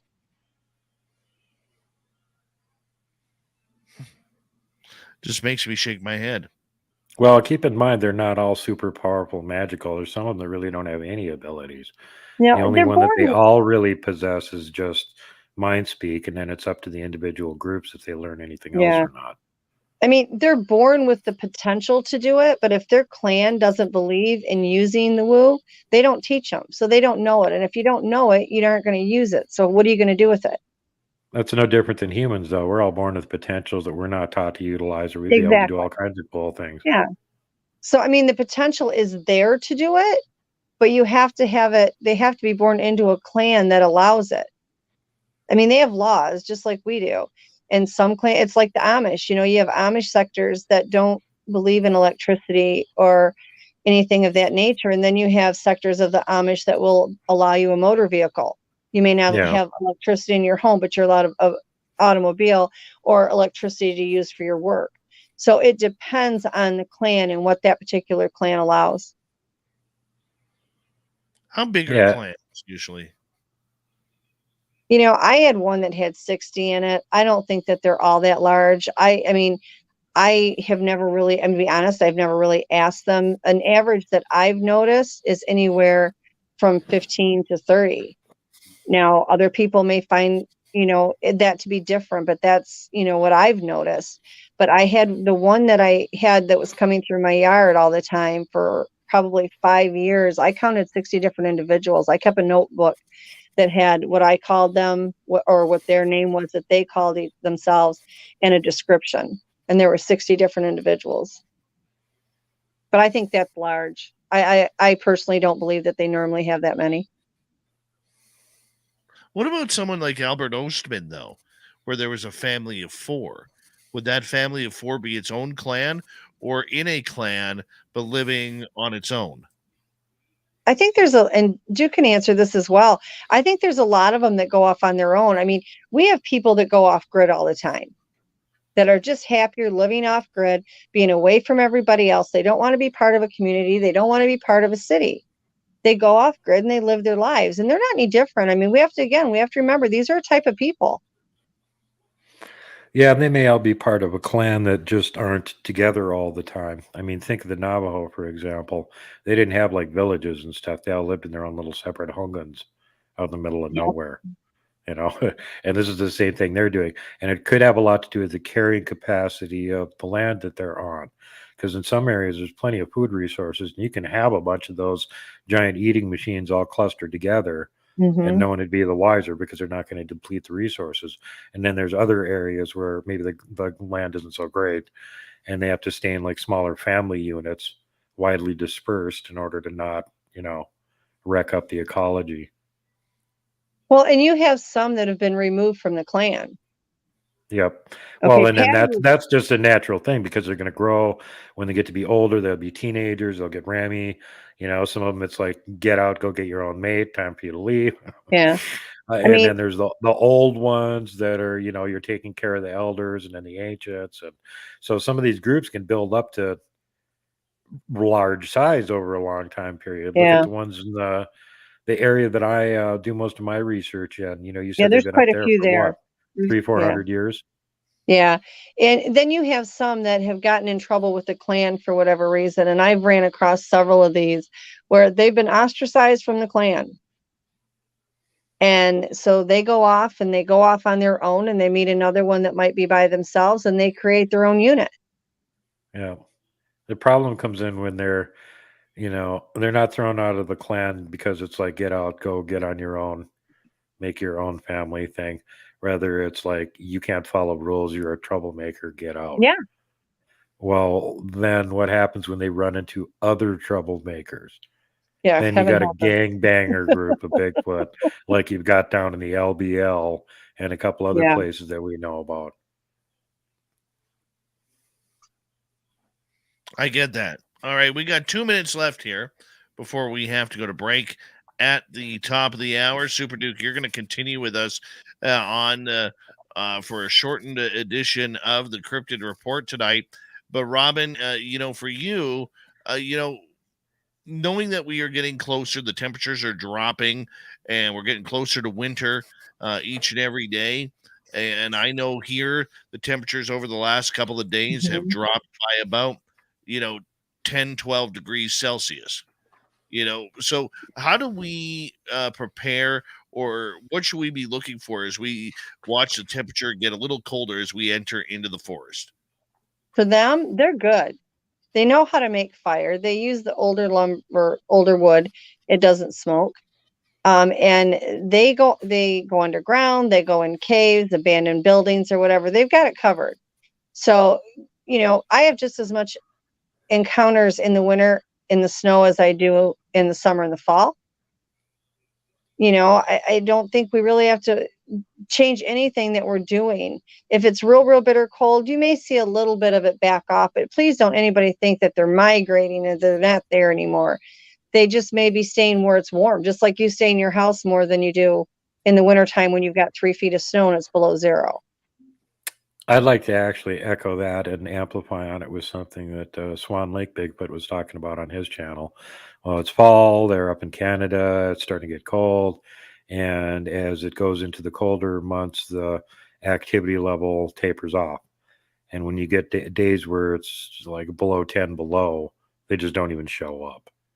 Yeah. When it starts getting warmer, there'll be some activity, and it gets fairly nice. They're all over the place again. And we've experienced the same thing. We spent an entire winter on a nice active research area on the Blackfoot River. There was either me, Tom, or both of us there every single night. There was at least one of us there for most of the winter until into March. And the activity level was just like non-existent. Yeah. Up until December, we had some, and then that was it. Yeah. I want to, too, real quick before we go to break, because I'll be gone. I had told a couple people that I would give them my email.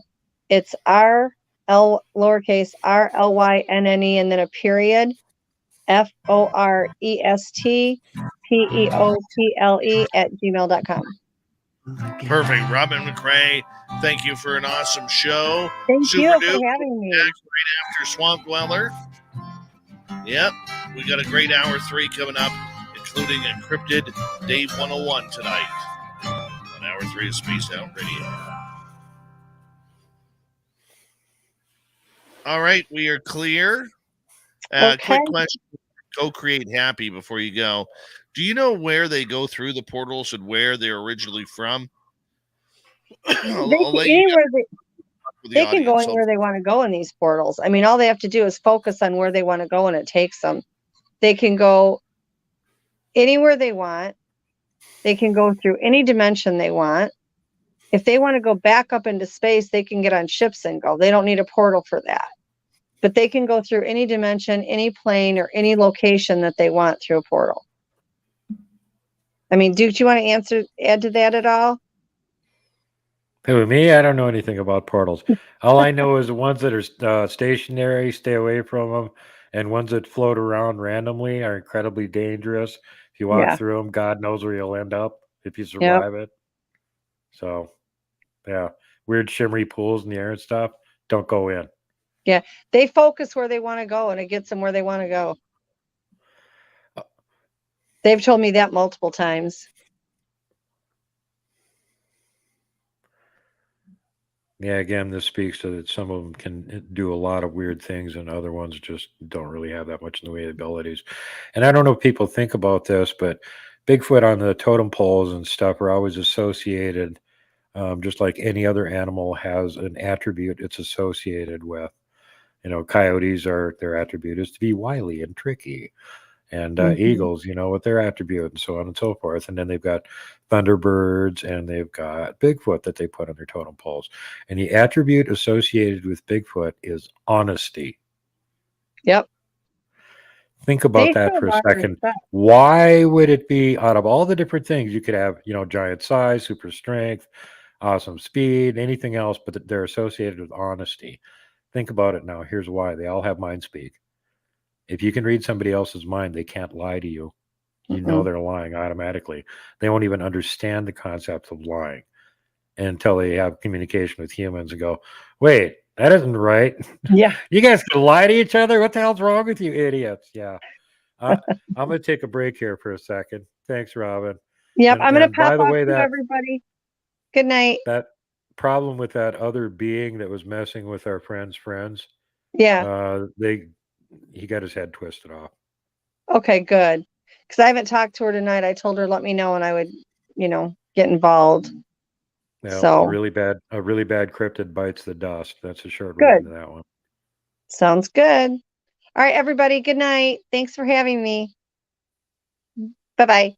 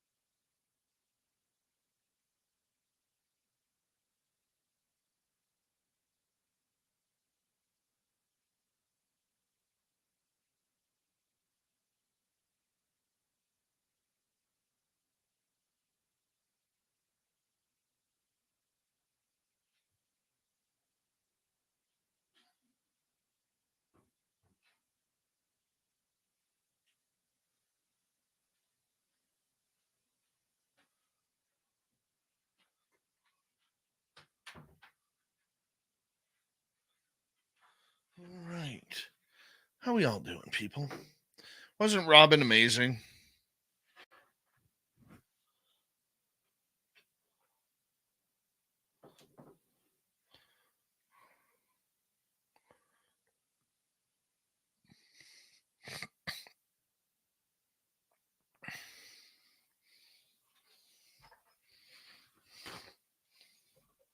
2 seconds.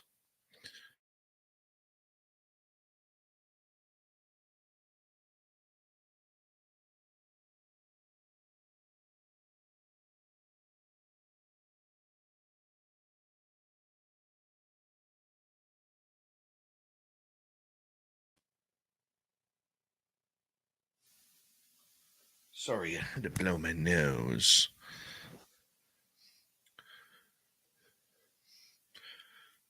Yeah, Robin was amazing tonight.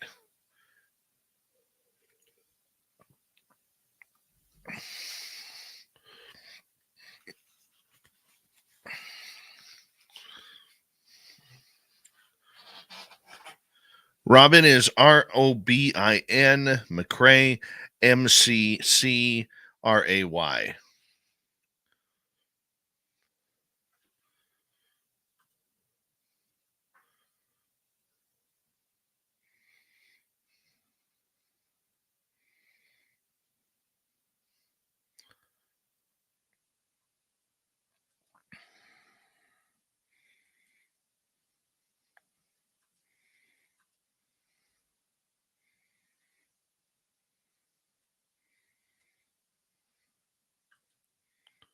What a good show.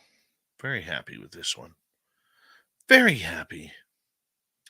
We got 20 seconds. Thank you to T2E, Eddie, Steppenwolf, Amy, Vash the Impaler, Steve, UAP, David, and Co-Create Happy for the amazing super chats. We very much appreciate the love and support that you guys give us on a nightly basis. So thank you.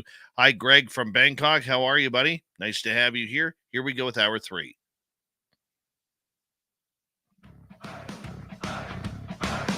Would you like to connect with us? Head to spacedoutradio.com for all your latest show info. Now, back to Dave Scott and SOR. Here we go with hour number 3 of Spaced Out Radio tonight. Thank you so much for tuning us on in wherever you are on this beautiful planet we call Earth. We want to say hello to everyone listening in on our terrestrial affiliates around North America, digitally on Odyssey Radio, TalkStream Live, and KPNL. All of our archives are free. Join us at youtube.com/Spaced Out Radio. Do old Davey the favor, hit that subscribe button. The Desert Clam has set the password for tonight in the SOR Space Travelers Club. Undercroft. Undercroft is your password.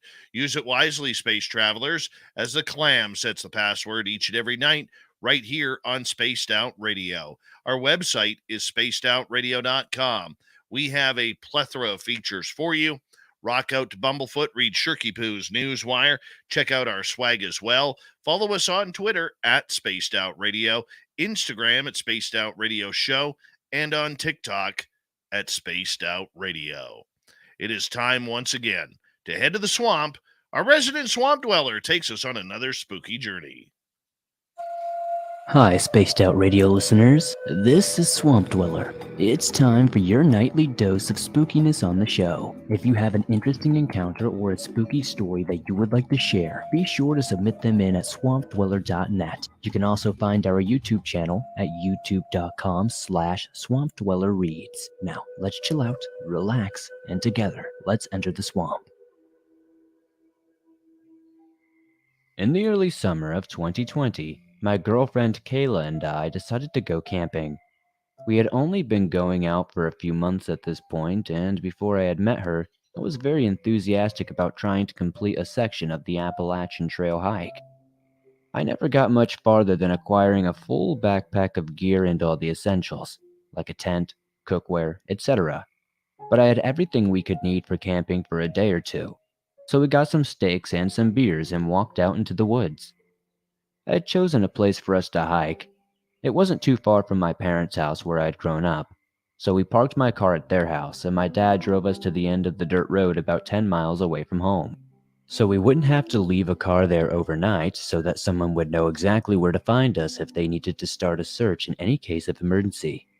I told my dad that I would get in touch with him around noon the next day to let him know if we wanted to stay another day. We said our goodbyes and began the trek.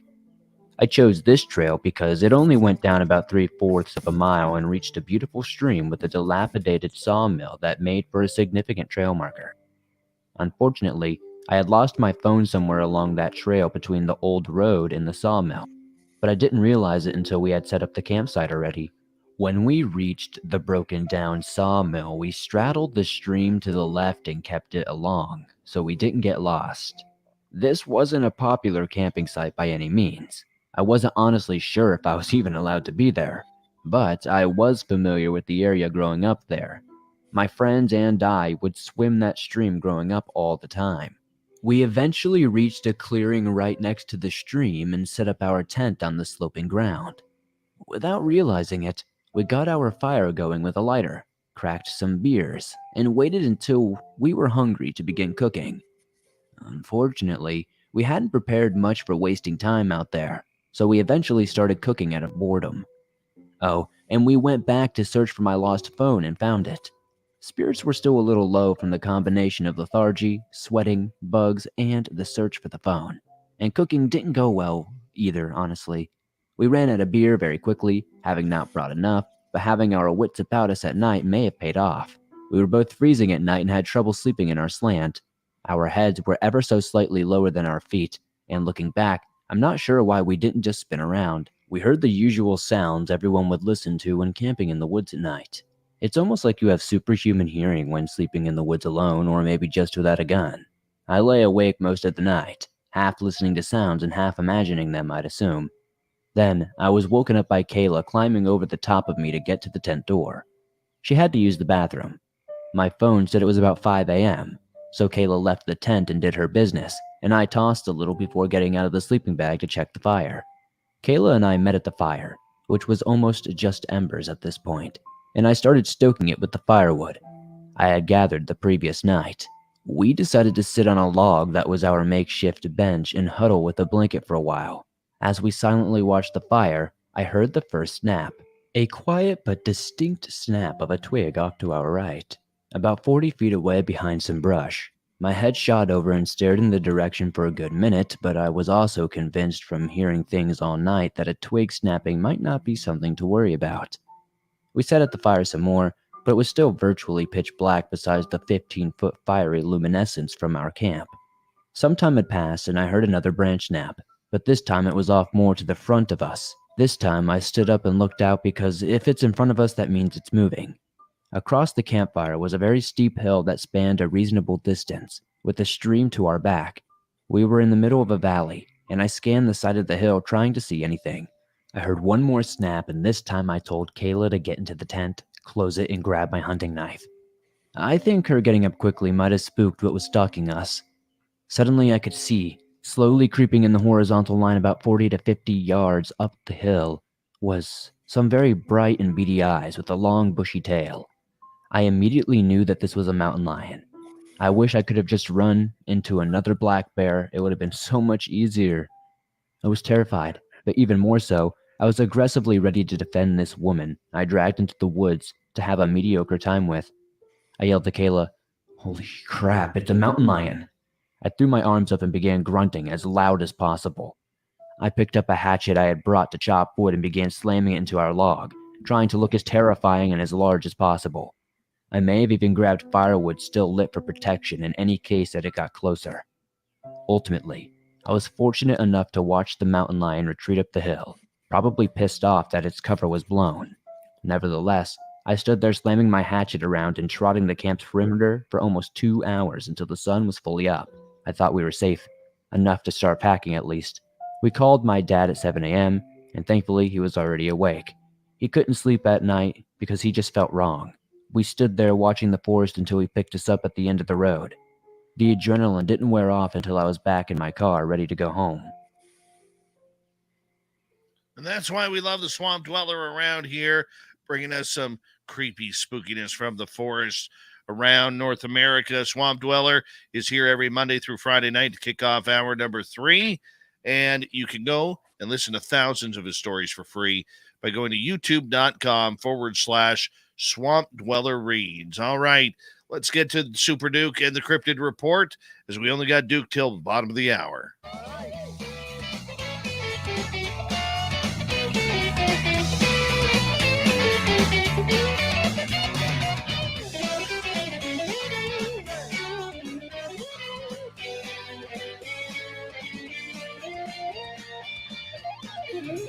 All right, Super Duke for World Bigfoot Radio. What do you got for us tonight, my friend?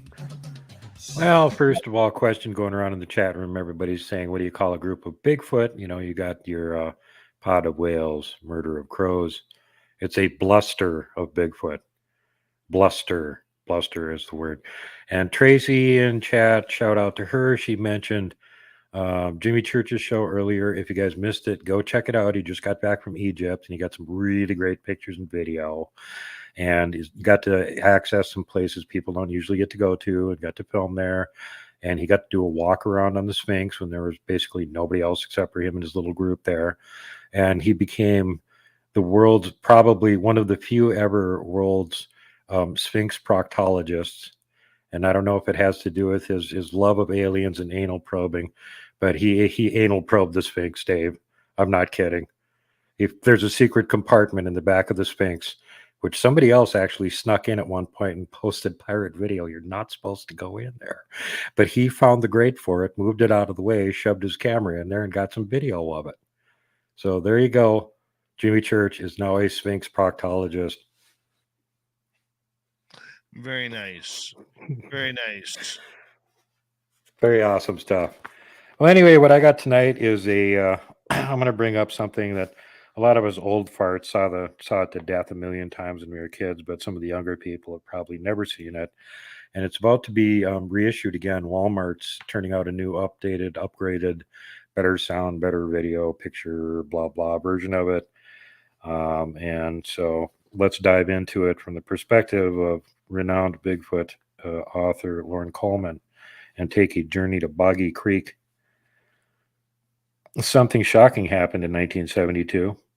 A drive-in Bigfoot movie became a surprise moneymaker.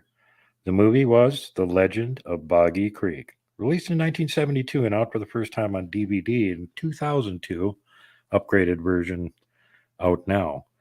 Although people around the Boggy Creek area have been seeing Bigfoot-type creatures since the 1940s, their encounters in the late 60s and then especially in 1971 received a good deal of press attention. The 6-foot-tall hairy Fouke monster gained notoriety when it harassed two families, the Fords and the Crabtrees, more on the Crabtrees later, living outside Fouke, Arkansas, population 600. In the southwest part of the state, the monster was said to smell awful and apparently made a habit of killing chickens, dispatching livestock, and mauling a number of dogs. Director Charles B. Pierce decided to use real eyewitnesses, which is mostly the Crabtrees, and the actual locations near Boggy Creek to recreate Fouke's experience with their local monster. The docudrama or semi-docudrama thriller became a smash success, a cult classic. Although it was a scripted movie, the spooky footage of the river bottoms, fog, and vegetation along the Boggy Creek make for a captivating and, for most filmgoers, scary setting. And keeping in mind that these events had all happened recently and they filmed them exactly where they happened. So that added to the authenticity greatly. The terrifying encounters were recreated quite realistically, even though the movie budget is reflected in its almost amateur feel to the filmmaking. It's more like a Blair Witch type thing to give it more modern day basis. The based on true stories tagline only reinforces the wonder generated by the film. Between the lonely, piercing cry of the monster and the eerie music, the auditory experience from the film is haunting too. For example, these lingering lyrics by Earl E. Smith, 72, wafted through the theater as the audience attention drifts over the swampy bottoms. Here the sulphur river flows, rising when the storm cloud blows. This is where the creature goes, lurking in the land he knows. Perhaps he dimly wonders why. Is there no other such as I? To love to touch before I die, to listen to my lonely cry. The impact of the legend of Boggy Creek was far-reaching. A couple of modern reviews from the internet gave more than a hint of its significance. Quote, Bigfoot was and still is a celebrity because of this movie, exclamation mark, unquote. And this may be the movie that made Bigfoot a national star. A self-published book by Smokey Crabtree entitled Smokey and the Fouke Monster in 1974 followed the film, giving another point of view of the events portrayed in the movie. Crabtree wrote that director Pierce didn't invest anything and had millions to gain. Smokey and I lectured from the same podiums in Ohio and Texas in recent years, and he's still talking as if it all happened yesterday. Crabtree, whom I sincerely like, may not admit it, but the movie, more than the monster, changed his life. He never saw the Falk monster, but he made a career out of lecturing about the movie. The movie also created a whole new generation of dedicated Bigfoot hunters. Young people between the ages of 10 and 13 who were first attracted to Bigfoot research in the 70s speak of the legend of Boggy Creek as the source of their passion in the subject.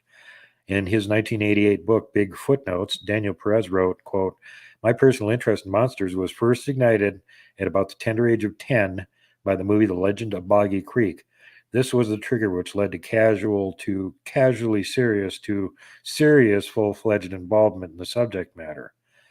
Maryland Bigfoot Reference Guide author Mary Upsasnick notes this movie inspired his interest, Mark Upsasnick notes this movie inspired his interest in Bigfoot at the age of 11. Ditto for cryptozoology artist Bill Rebsamen, who told me I was about 10 years old when I saw it. I went immediately to the library the next day and checked out all the books I could find on Bigfoot after seeing the movie. And Chester Moore Jr., Texan outdoors journalist and author of Bigfoot South 2002, writes, "Seeing the legend of Boggy Creek lit my interest in the Bigfoot phenomenon to a full-blown passion. While the Pacific Northwest seemed a world away to me, Arkansas did not. The impact it had on me as a youngster was immense." Many people in the current organization, the Texas Bigfoot Research Center, TBRC, including Monica Rollins, Robert Dominguez, Tim Clay, Rick Hayes, and Jerry Heastand, told me that they had seen the movie in their youth, and it had been the one thing that brought them into the field. TBRC Director Craig Woolheater said, "It sealed the deal for me." The Legend of Boggy Creek was also the entry point for crypto fiction author Lee Murphy and for Chad Austin, president of Interactive Pilot Incorporated. A smash hit, The Legend of Boggy Creek spawned two sequels, Return to Boggy Creek, Tom Moore, 1977, and Boggy Creek 2, The Legend Continues, Charles B. Pierce, 1985, and thus the latter is actually the third movie, although the second from Pierce. Following the footprints of Pierce's movie, Creature from Black Lake, Joy N. Houck Jr., 1976, was filmed at Caddo Lake, and there's lots of sightings there. There's actually a gathering there this weekend, as was The Legend of Boggy Creek. Creature from Black Lake was about a group of men searching for Bigfoot in nearby Louisiana, and that's a really cool movie, too.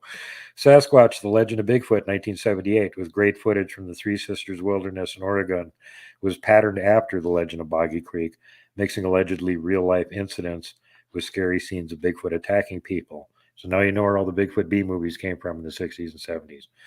The era of Bigfoot movies was capped with the capture of Bigfoot, Bill Rebane, 1979, where we find a town that has exploited Bigfoot for tourist dollars and is upset by a local businessman who hopes to trap Bigfoot once and for all so he can make the big bucks all at once. Of course, the film was a box office disaster. The image of Bigfoot in these motion pictures harks back to woman kidnapping, upright hairy beasts in the Yeti movies, but with a twist. These Bigfoot are even more violent. From Bigfoot 1970 through all the Boggy Creek movies and clones, one finds a decidedly vicious, aggressive Bigfoot. This cinematic Sasquatch only slightly reflects what was actually happening across the country with real Bigfoot reports during this time of high strangeness. Bigfoot, especially in the Pacific Northwest, continued to be mostly reported in nonviolent encounters and through footprint finds. Bigfoot may scare people at the movies, but not really in the woods or near their country homes. Nor, it should be noted, did the Hollywood Bigfoot movies lead to a rash of real Boggy Creek type creature sightings in most places in North America. So getting back to what I was saying earlier, the crab trees, a lot of the activity that happened that was documented was going on either on their property or nearby it. And as luck would have it, when they were putting the movie together, recently released from the Marine Corps, Keith Crabtree showed up. And Keith just happened to be in excellent physical condition because just got out of the Marine Corps, and also was really tall and big. And they went, "Hey, Keith, want to wear a Bigfoot suit?" And he went, "Okay, what's it pay?" Well, as it turned out, he was there for every single scene in the movie. If he wasn't wearing the Bigfoot suit, he was running the fog machine. He actually did the one stunt driving scene that they needed, where a car was going out of control with crazy stunt driver. That was him. And there's another scene where there's like three guys walking down the road, and he's the tall one of the three. So again, this is like super low budget, and they had a lot of the actors are just the local people that these incidents happened to, which kind of makes it a lot more believable because they're in the spot where it happened. They've got the people it happened to playing the part of themselves. You don't need to be much of an actor to do a good job at that point. No. And it comes across. It really does come across. I don't know. Have you seen it before, Dave? No, I've never seen the movie. Oh, you've got to watch it. It's great. It's like, classic B movie type Bigfoot, low budget, except the thing here is that what happened in this town is that there was so much of this stuff going on, and they were getting ridiculed by everybody else for reporting it. And they just got sick of it and said, screw you guys, we're going to do a movie about this. And we're going to, I don't care if we have a budget or not. We'll get a director. We'll do a movie about this. And we're going to let you guys know what's really going on down here. And again, it was a runaway smash hit. I remember when I was a teenager seeing it and going like, that doesn't look like what I seen either, but that's equally scary. So anyway, getting back to the movie itself, and Keith Crabtree, the guy that wore the Bigfoot suit, Keith is still very much alive. Keith was actually up here visiting me in Montana last month. We went camping at my favorite research area, and as I already related once on the show, he had a Bigfoot tickle his feet while he was there. So I'm going to be having Keith on my show shortly, talking about his adventures up here, and we'll be showing all the video that we filmed while he was here. Keith is now very elderly. He's in very bad shape. He has to, he's got a pacemaker. He has to check his blood pressure, pulse rate, all that, oxygen level constantly. So it's really tough for him to go camping or anything, but he still managed to do it. And we got him to walk about 100 yards off the trail, which took about an hour to walk 100 yards off the trail and back, because like we're at high altitude and he's got to stop about every 30 feet and rest for a minute and a half and get his pulse rate down so he can walk another 30 feet, right? So randomly I got him going in the right direction because I'm like, there's usually activity over here. Sure enough, he thinks he finds a Bigfoot track coming down a sand embankment. He's right, it was a Bigfoot track. And I looked on the hillside up above it because I'm a lot more mobile than him. Found another track, same size, coming down a game trail that was obviously from the same individual. But I also found one from a smaller individual going uphill. So when I came back down, I looked at the sand embankment. Keith's still standing there, getting his breath, ready to embark on the trek back again. And then I looked at it and I went, Keith, you didn't find one track. You found 4. There's one coming down. Look over here next to it on the right-hand side. There's 3 going up. It's a sand embankment. They just shove their toes in and go straight up. And the front of the foot was exactly the same size as the smaller track that I found above it on the hill going up. So I'm like, look, dude, you just found 4 tracks. Excellent. Good job. He was all grins. So other than that, his big fun time was the first night that we got there. We were sitting in camp and he's looking across the river in the darkness and the moon had come up. So you could kind of see outlines of everything, but between boulders and trees and stuff, it's hard to figure out what you're looking at sometimes. And he goes, Duke, is there something over there moving? And I'm like, what are you looking at? And he points and he's like, this one spot over here. I'm like, well, this is a spot where there's 3 big boulders and there's a tree next to it. So it's kind of hard to tell. And I go, just keep your eyes on it and see if it moves around. A couple more times he tells me, Duke, it looks to me like it's moving. And I said, okay, well, here's one way to be sure. Just make sure wherever you're sitting right now, when you get up in the morning, sit in the same place and look across the river to the same spot and see if it's still there. Okay. So, of course, when he got up and looked in the morning, it wasn't there. It wasn't there the afternoon. It wasn't there the next night. It wasn't there the whole time that we were camping. It wasn't there again. So when we got back, I asked Robin about it, because I'm suspicious as all get out that, yeah, there was actually a Bigfoot sitting there staring at him. We just showed up. It's just the 2 of us, right? And this is they know we were coming because Robin told them. And, Robin actually uses them as an early warning system because where we do our research, there is no cell phone signal. So she contacts them to make sure we got there safely. So she's literally mind speaking with one of them as that's going on, just about, Dave. And it's going, yeah, I can see Duke over there. There's some other guy with a hat. What's he doing? Staring at me. You sure it wasn't Eric with a K? Nope. I love your stories, Duke. They hide from Eric. Keep up the great work at World Bigfoot Radio. Coming up next, it's the Dave 101. We're going to talk some Bigfoot, Sasquatch. Then Shirky Poo has the news. Spaced Out Radio continues right after this.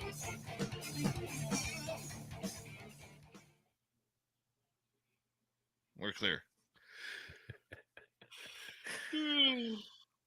Yeah, that was hilarious. Are they over there yet? Well, yeah, Duke's over there. There's some other guy there. What's he look like? He's a guy with a hat. What's he doing? Staring at me. They literally stared at each other for like 45 minutes. He's staring at Keith, trying to figure out what to make of him. And Keith is staring back, trying to figure out if it's a Bigfoot or just a shadow. Well, it keeps moving. It's probably not a shadow. Oh, my God. That was some good humor. Well, they must have liked him because it was the next night they came over right as I'm going to sleep. They didn't wait for me to go to sleep. They're walking by my tent, waking me up. And next thing you know, they're over there messing with Keith, and they untie his little drawstring at the end of his makeshift tent, open it up, and start playing with his feet, trying to tickle his feet. He's lucky they didn't pick up his tent. Well, it was a truck. He's laying in a truck bed with the tailgate down, and he tarped off the end of it, and then he tied the tarp shut with a piece of twine. So, like, unless you got fingers and you can untie a knot, you're not getting it open. You know? No. Gee whiskers. Now, before we left, I had to go over and leave them some more goodies. So I picked up the debris they had left from the previous visit when I was up there with Eric a few weeks earlier.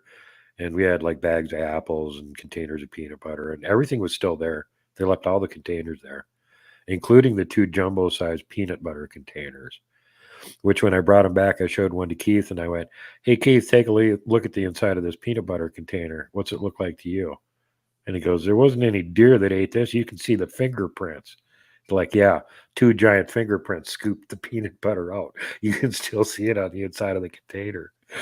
So he liked that too. Yeah, I've still got them, by the way. They're sitting in the room with me. I like your new studio, dude. Yeah, me too. I shout out to Eric, who likes you're his 3rd favorite show. We're He gave me 5. this. You're number 5. And Rising with the Bullet. He gave me this cool hat here that's got the world champion, hide and seek champion since 1967. So shout out to Eric for the cool hat. Yep. Even though he spells his name with a K. Yep. And he's on my show on Sunday. He's got a whole bunch of stuff from a cool conference he was at. They had permission to post. And then we're going to be talking about his trip up here. And he had invaders and the Valley of the Giants, and also the trip over to the megaliths. So it'll be very cool. Very cool. We got lots of video to show. Lots of cool stuff. UFOs and Bigfoot. Right on, Super Duke. Well, I'm going to let you go because I know you got to get off to bed here. No, actually, I got to jump on computer B so I can catch your amazing Super Dave tirade. Never want to miss them. Oh, yeah. Yeah, tonight it'll be good. Super Dave, Super Dave, Super Dave.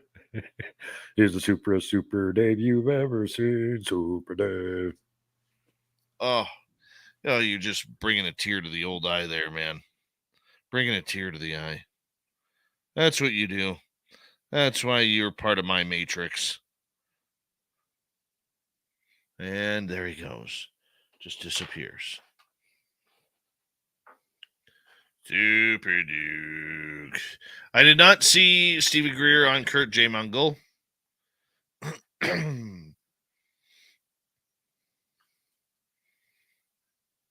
Mr. Eon, the voice of the gods, how are you? How's the hair? It's the first time in like 2 years I've worn a ball cap. Well, no, I have previous, but man, it feels good to wear a hat again. Especially a very winning hat like my New York Yankees. Bring it on, baseball people. Bring it on. I don't mind that debate. Excuse me.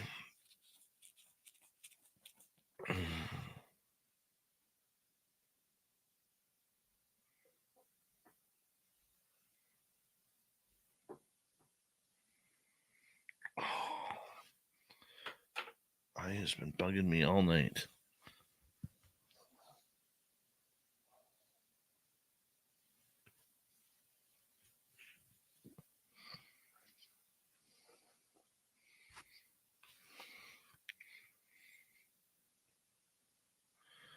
I did buzz the hair mystery on. Big thank you to T2E, Eddie, Steppenwolf, Amy, Vash, Steve, UAP, David, and Co-Create Happy for the super chats. Wonderful way to support what we do. And of course, you could go shopping on our website, spacedoutradio.com. Here we go, guys.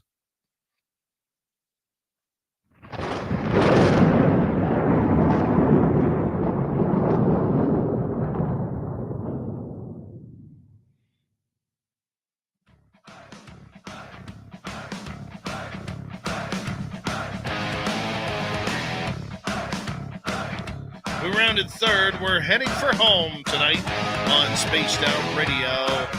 My name is Dave Scott. Thank you so much for taking the time to join us. I want to remind you that if you missed most of this show or others, check out our free archives by going to youtube.com/Spaced Out Radio. Do old Davey the favor, hit that subscribe button.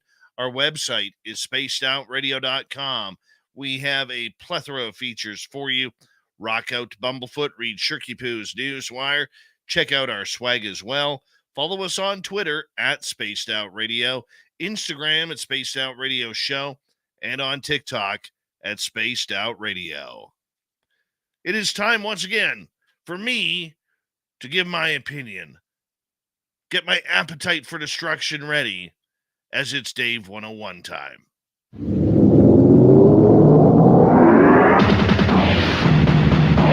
It's time for Dave 101. On the door, it's Dave. Who? Dave, D-A-V-E. Dave's not here. Dave's the killer. Yeah, Dave's the killer. Dave's a mess. Yes, Dave is a mess. Why? Well, there's no reason to it. I'm just trying to be the kind of guy that I am in getting myself back into shape, but that has nothing to do with the Dave 101 for tonight. Let's get right to it, everyone. Let's get right to the point of Sasquatch. You know, one of the things that we need to be doing when we go out in the field is we need to be more cognizant of the creatures that are around us. And how we do that is by using and learning from people who really, really know their stuff.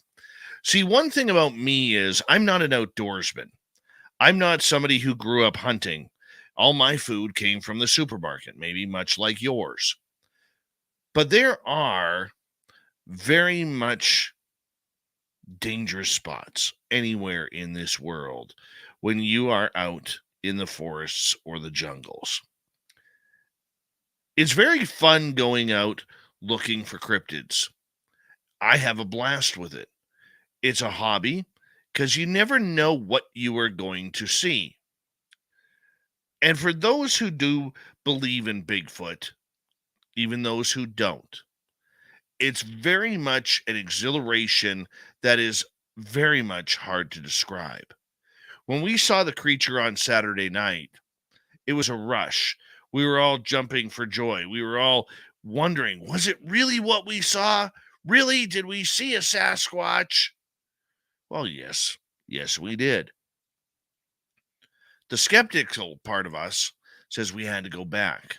We had to learn about what we were going to see, what we were going to encounter. Were there any footprints? Were there any hand prints? Were there any samples of hair? Were there any scat patches? No. And the prints we found were in a completely different area. That goes along with the mystery of this creature. It goes along with the mystique that it has. Whether you believe it's an animal, whether you believe there's something supernatural to it, it's irrelevant. The fact is, when you go out in the forest, are you putting yourself into a position where you just may see the hairy creature? Look, I've now seen it 3 times. I want to see it again. I want a nice daylight encounter. I want it all. Much like a bridezilla on her wedding day. She wants it all, and I want it all in the forest. I am the forest bridezilla. Hey, why not? I can admit to that. Let's have some fun here. But the idea that we had witnesses, along with just me, was amazing. My buddy Mark, my buddy Mike, my little boy, who all saw this creature that night. When you go searching, though, do you know what to do? I'm learning very quickly that I don't.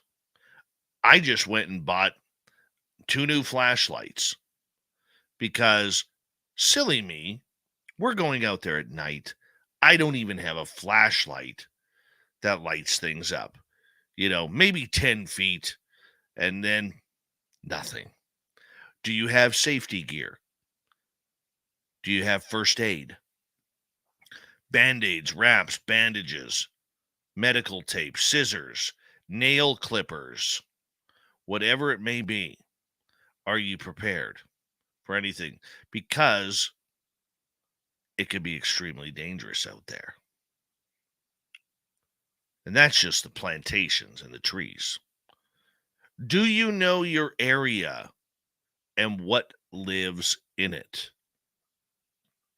Outside of the Sasquatch, the most dangerous creature we saw that night was a muskrat.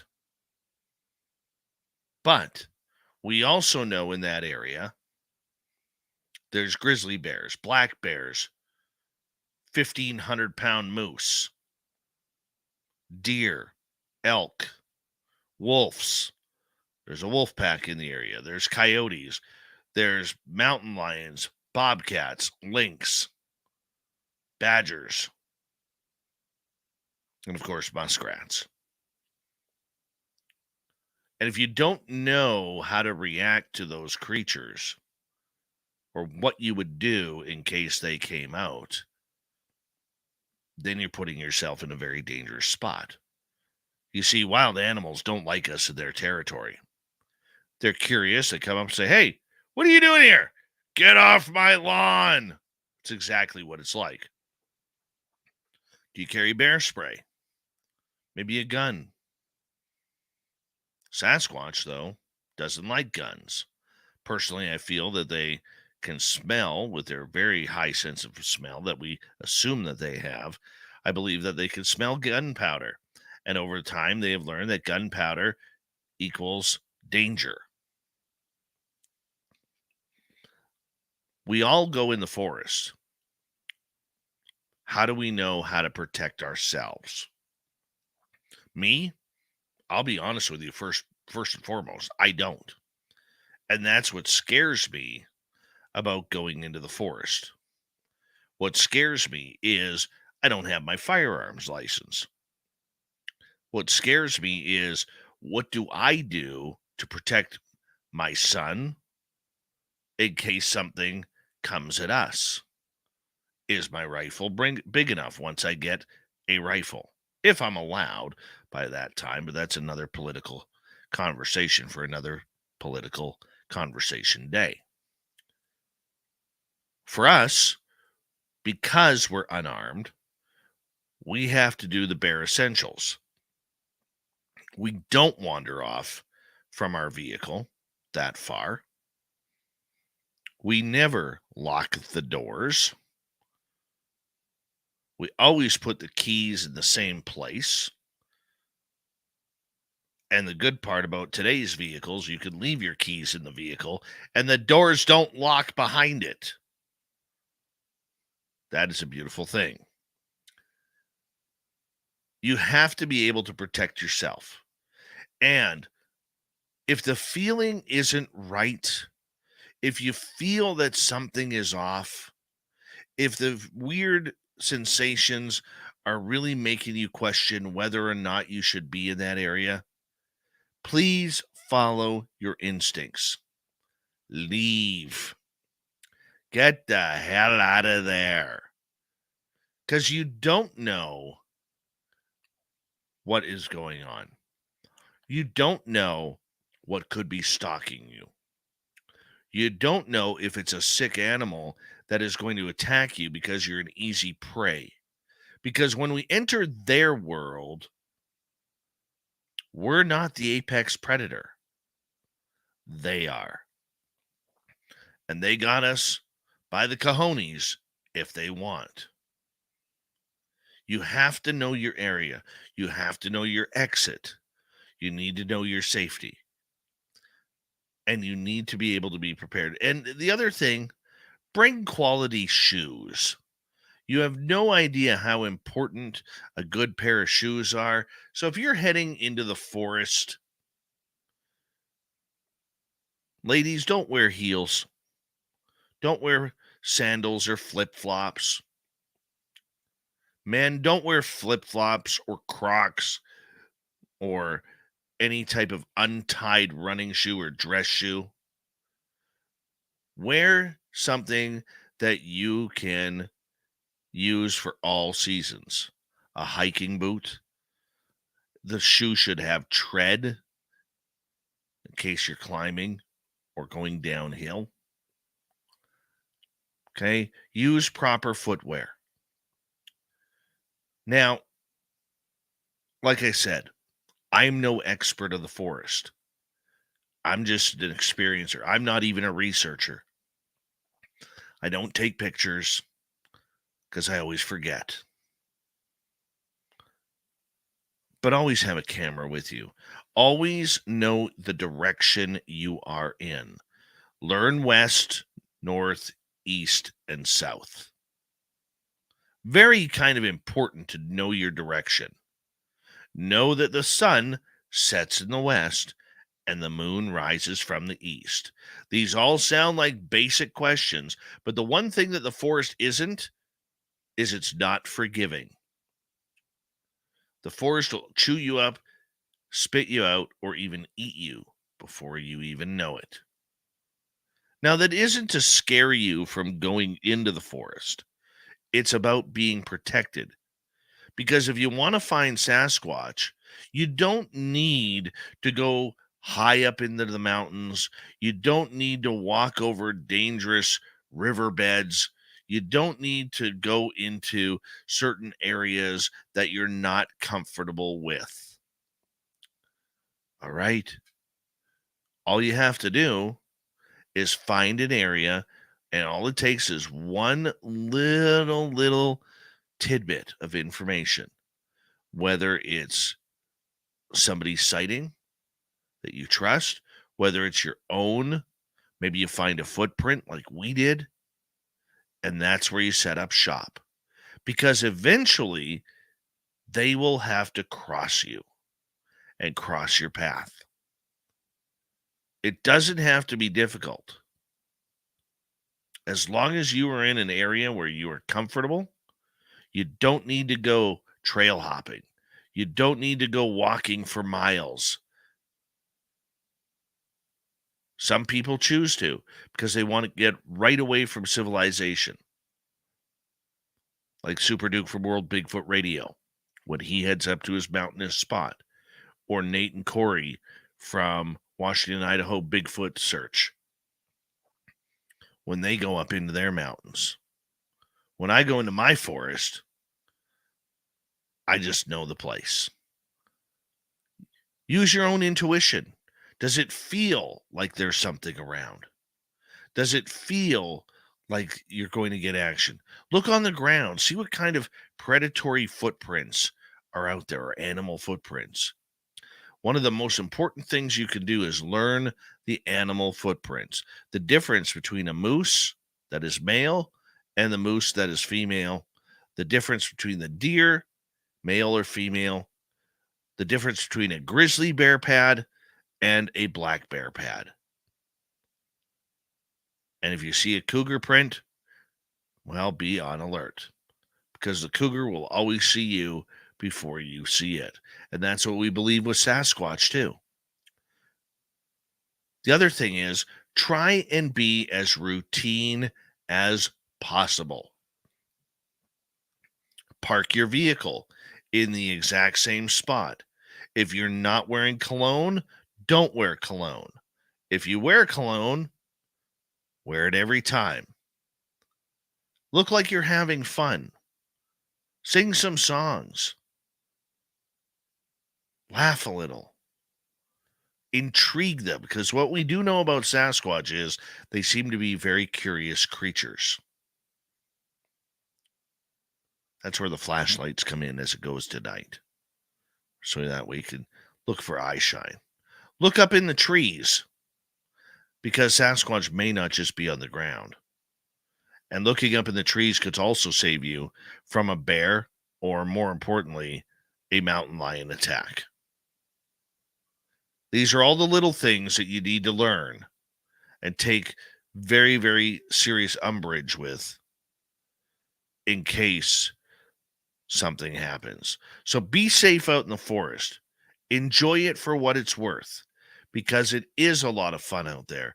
It is refreshing to be one with nature. And if you're just lucky enough, you get to be one with Sasquatch as well.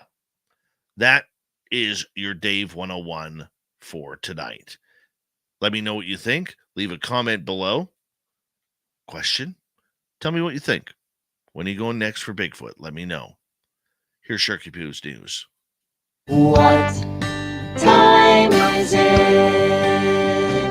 It's time for Sharky Poo's news. All right, let's get right to it. Here's a weird one right out of Brazil, where a bride went all out in order to get the look that she wanted for her big day. Lorena Mendez even glued her ears to the back of her neck with a strong adhesive, according to beautician Mee Martins. Today's bride, she said on Instagram, asked for a high bun, but I didn't want her ears to show. Martins captioned her video. In the clip, which has over 20 million views, Martin showcased a small tube of 3-Bond Super 1000 glue before popping its top off and lathering up the back of the bride, Lorena Mendez's ear, with the adhesive. Martins then pressed the sticky flesh onto Mendez's head, holding the ear in place that it would remain stabilized. Martin said the women had been using glue on ears for years.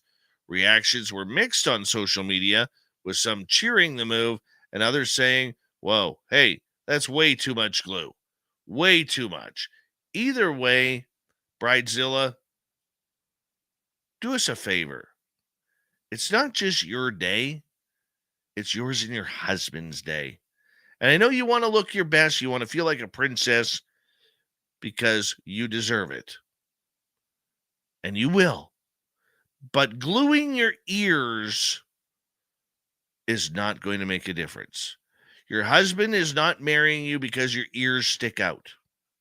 He's marrying you because he loves you. And maybe wants to squeeze your butt or something. I don't know. Just go with it next time. Stay away from the super glue. Just works better. I think you'll agree with that one. Here's a weird one. A woman was captured on video acting quite foolish at Disney World.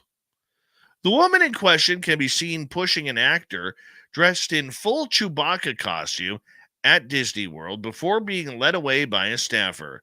TikTok user Maria is the lucky one who caught the video. She filmed the incident at Hollywood Studios at Disney World on September 22nd, showing the woman approach Chewbacca and Rey, another Star Wars character. Because of that, we might have to leave the area, the actor playing Rey said to the crowd. So good to see you all. When a grown adult ruins the experience for kids because she thought it would be funny, Maria wrote on her wall, which has been viewed over 3 million times. Poor kids stood there confused When Rain and Chewbacca walked away, she said, Disney World's policy on guests interacting with characters is clear that hugs, high fives, and photo ops are permitted, but acts of aggression or violence in any capacity are strictly prohibited inside the parks. Namely, what is this Karen thinking here? Okay, who does that? Walks up to Chewbacca, who's in a row of kids, about to go shake some kids' hands, maybe give these kids hugs or high fives, and then Karen decides to crack him in the back with an illegal body check. She's gone for 5 in a game, probably tossed out of the park. Hope she was. I just don't understand this, why people have to do that. Here's a scary one. The new killer costume that's popular for Halloween this year. Everybody wants to dress up like Jeffrey Dahmer. Dahmer's ignominious deeds when he killed 17 men in violent crimes involving rape, dismemberment, and cannibalism, and kept body parts as trophies have been under the microscope thanks to the Netflix series Dahmer, Monster, the Jeffrey Dahmer story. Grisly details of his crimes have now reached a very large audience, and the end result seems to be the same weird fascination with infamy that elevated Charles Manson and others to cult status. Yeah, apparently, though, stores are getting lots and lots of questions regarding the Jeffrey Dahmer Halloween costume. Do you sell it? Do you not? One woman, Sophia Casanova, said, noting that she was reposting the photo after the platform had been taken down, dressed as the serial killer, getting his mugshot taken. She wrote, posting as Dahmer again because it got deleted. I worked too hard to be censored. Many objected to the costume, but some on social media felt those people lack a sense of humor. It's a costume, is the typical repartee. And finally tonight, a video showing a woman in a bikini coming out of a fire truck in front of a California strip club has prompted officials to order an investigation. No kidding. The video posted on Instagram shows the doors to the fire truck slowly open. The woman gingerly climbs out of the vehicle, which was parked in front of the Pink Poodle, a walk-in establishment. Only in San Jose do you see a stripper come out of a fire truck, the caption reads. They may want to make some better decisions there. That's just me thinking that. We'll see. Hey, big thank you to Super Duke and Robin McCray for coming on in. Thank you, Swamp Dweller, for another spooky story. And all of you tuning on in tonight, we very much appreciate it. We got Mr. Ron Bumblefoot Thal rocking in the background with Little Brother is Watching. Bumblefoot is the official music of Spaced Out Radio, rocking us in and out of every single show. Get your horns up for the guitar god himself. Special thanks to everyone listening in at home, at work, in your cars, wherever you may be. Thank you to everyone in our chat rooms tonight. YouTube, Twitch, Spreaker, LGAP, Facebook, the Space Travelers Club, and on Twitter at #SpacedOutRadio. I know you're out there somewhere. Remember, this show is copyright by Spaced Out Radio and SOR Media Ventures Limited. Thank you so much for choosing to share your evening with us, because together, my friends, we're watching. We own the night. Mr. Bumblefoot, we need a favor. We need you to take us home. I know you're out there somewhere watching me. Yes, the Woo train has docked for the night. But soon, my friends, we shall ride again. Your seats are always available. Your tickets never expire. And if you want to bring a friend, we've got room for them too. Good night.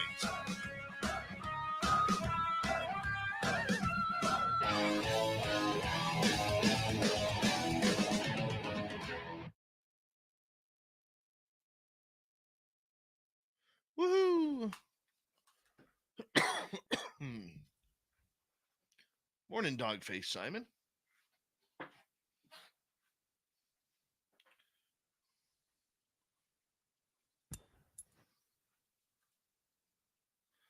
Oob, I can't believe that the worst comment of the night and you missed it. I had to take it on out. Holy cow. You're on fire all night. And the worst comment of the night in the chat room, I had to delete it. Shame. Shame. I'm teasing. Yeah, you missed one. You might be able to scroll up and see it.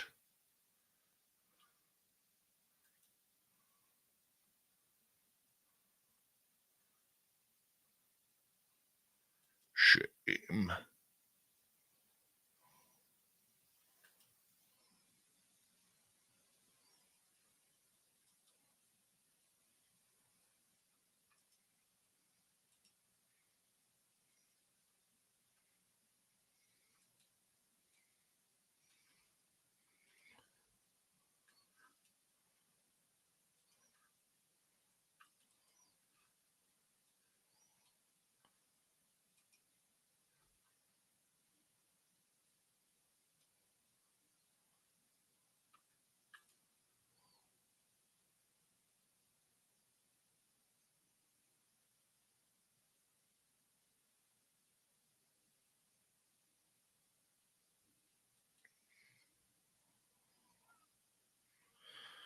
All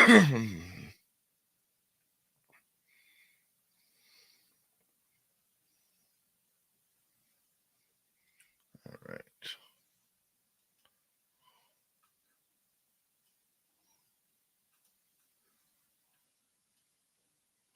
Perfect. Any questions, comments, concerns?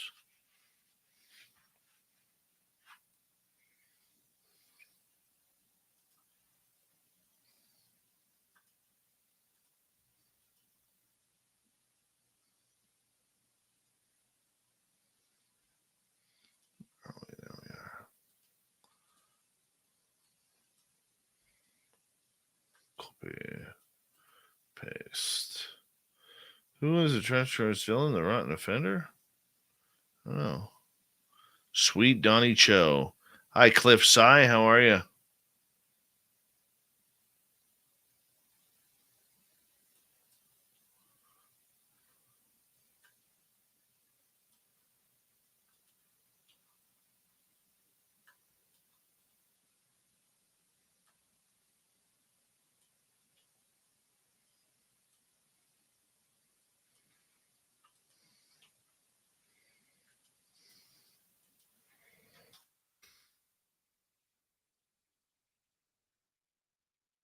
Bigfoot Dream. I have no idea. I would assume they do.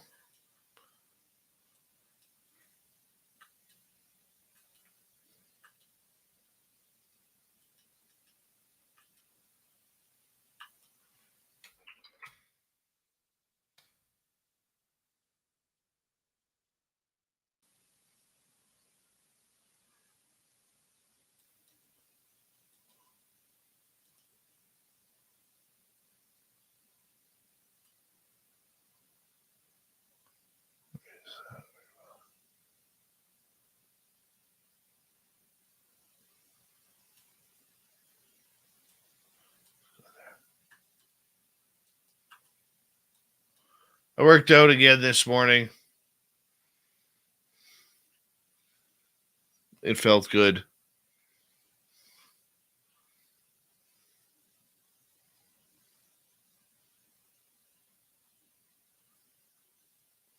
Not gonna lie. Felt very good this morning. Where the hell is the ending here? That should be the ending right there. That's the ending.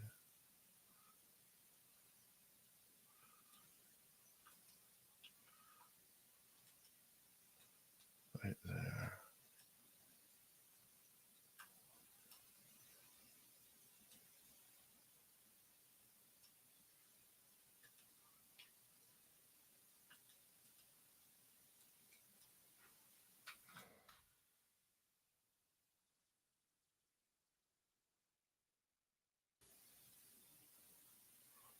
Thank you, Super Duke. Don't know what I did. Haven't seen it, Terry.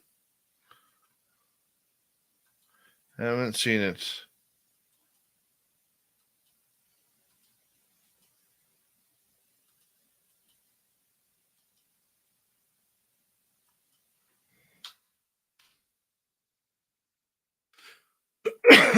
Anytime, Robin. We love you around here.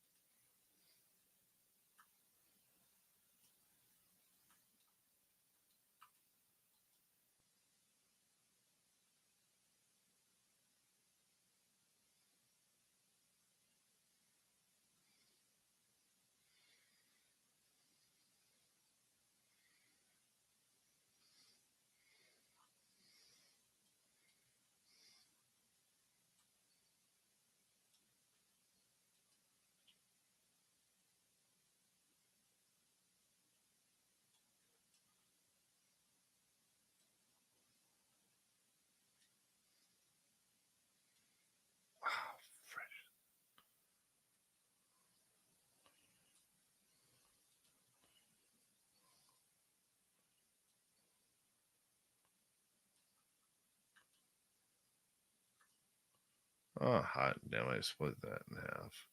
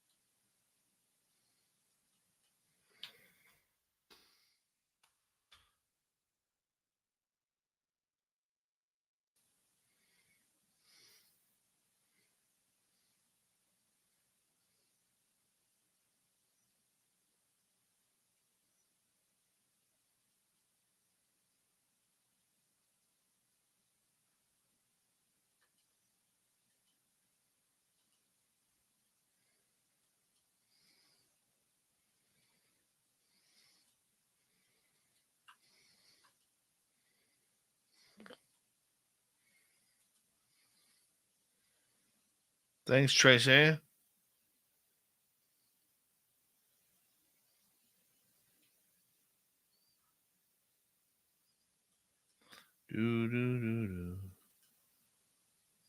I am, Ian. I am.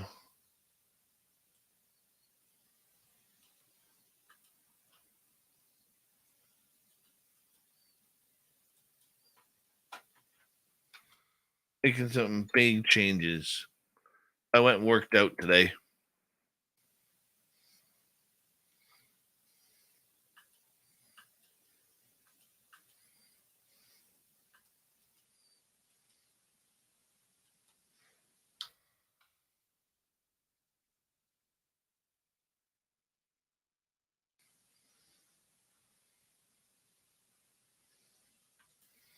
I hate editing after the show, bud.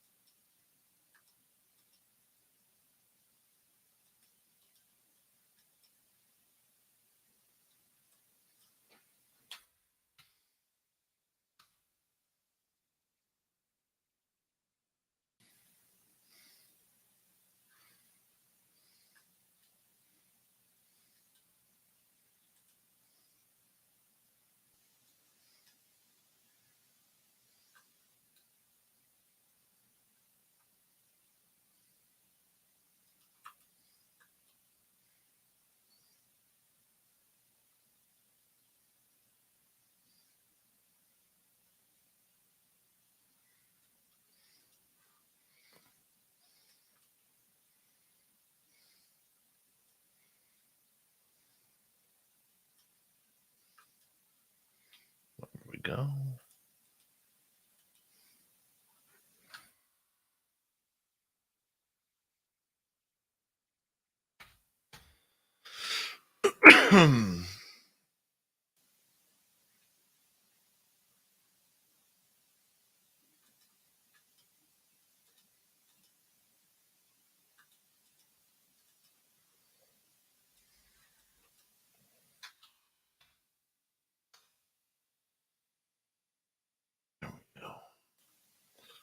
It's all done that.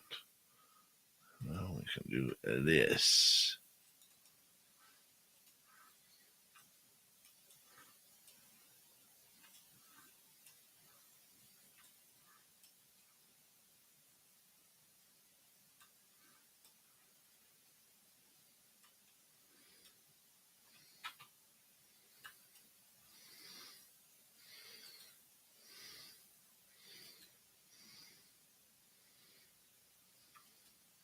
See what we got for you in Africa.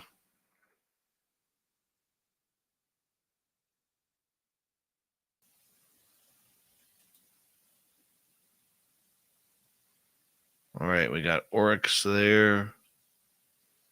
So what else we have?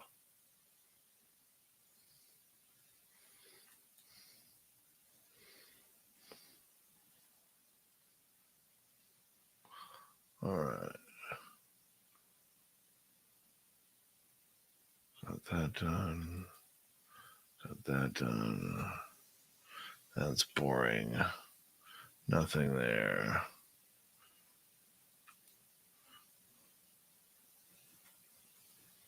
Oh, the elephants are back today. Let's go there.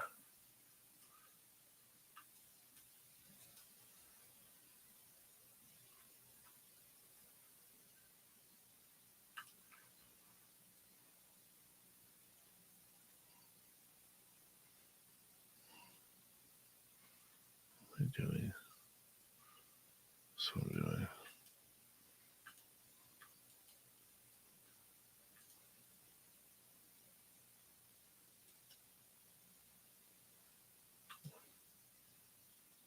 There we go. I'll be right back.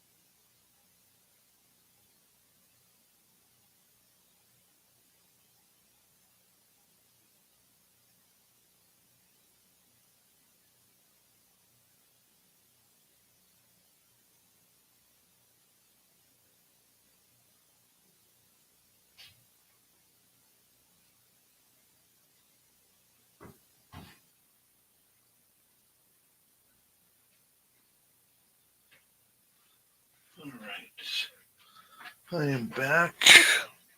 I brought my peanut butter with me. Why? Because I can. Bear with me.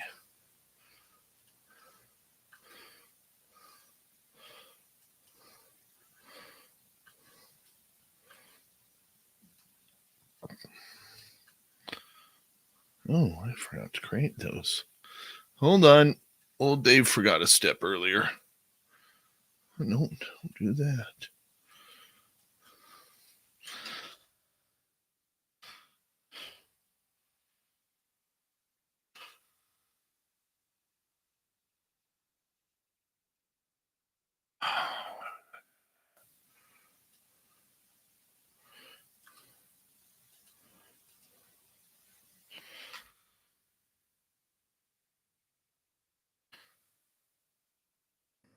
No, grab those, put those in there. Remove those.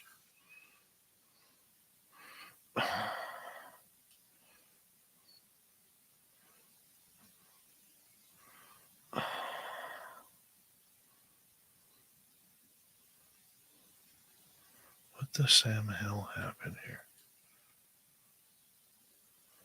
I have no idea what just happened here.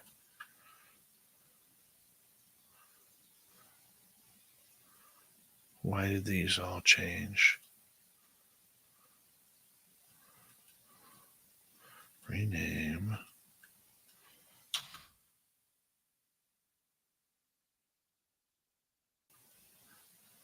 Hold on. When we had moved to the next house we lived at, it was just solid wood. Comes to Sasquatch. We love you around here. How you doing, my friend? Okay. So what the hell happened here?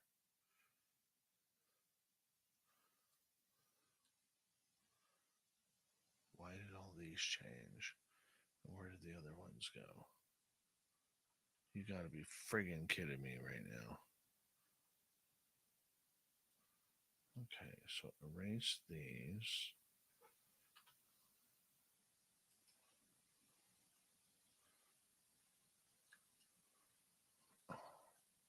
Seriously, just do the frig.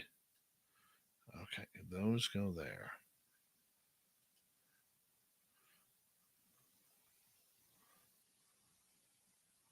So what the hell is this one? / Space Down Radio. Do old Davey the favor. Hit recycle bin. I'm having a major issue right now. Open. These are the ones I need. Why did these get tossed?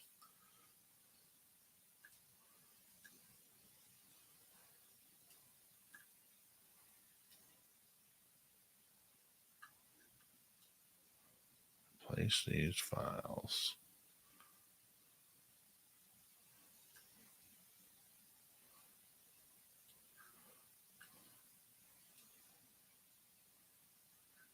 Make sure this is right. We're watching. Hi there, this is Dave. Missing time events and so forth, which she's told people. So why the hell would... Okay. This is where I'm screwed up. Get rid of those. Remove those.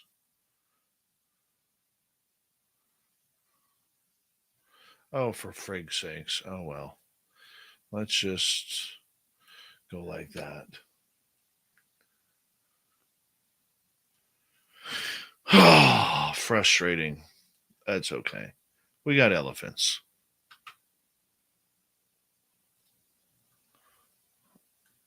I don't even know what the hell's happening here right now.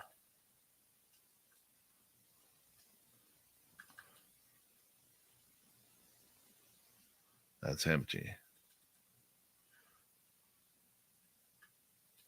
Copy. Paste. There.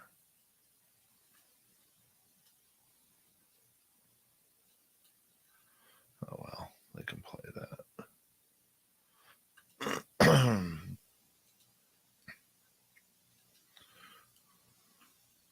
That was so weird. So weird. I've never had that happen before. I'm real busy right now, Joe. I don't have time. Having some major issues right now with audio for the radio stations.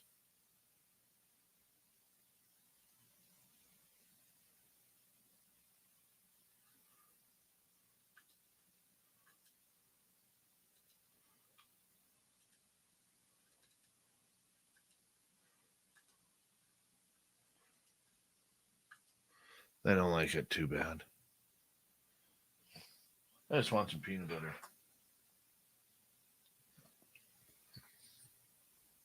Man, it's a lot of elephants.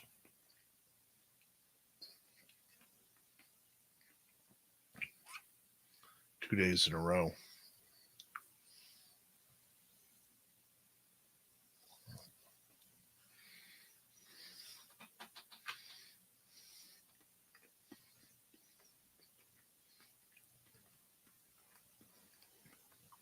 Hi, Mystics Walk.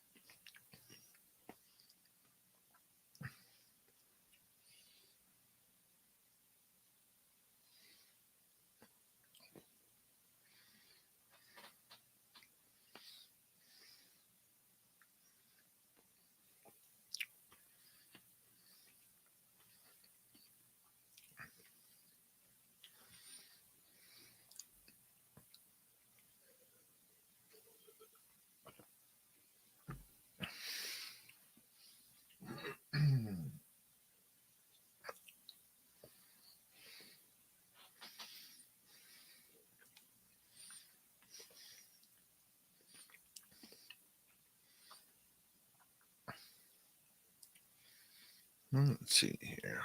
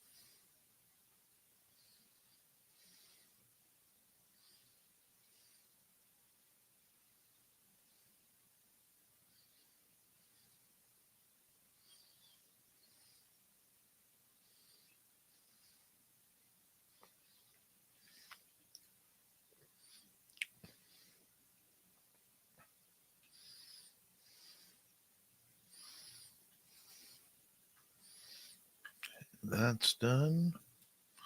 That's done. That one's almost done.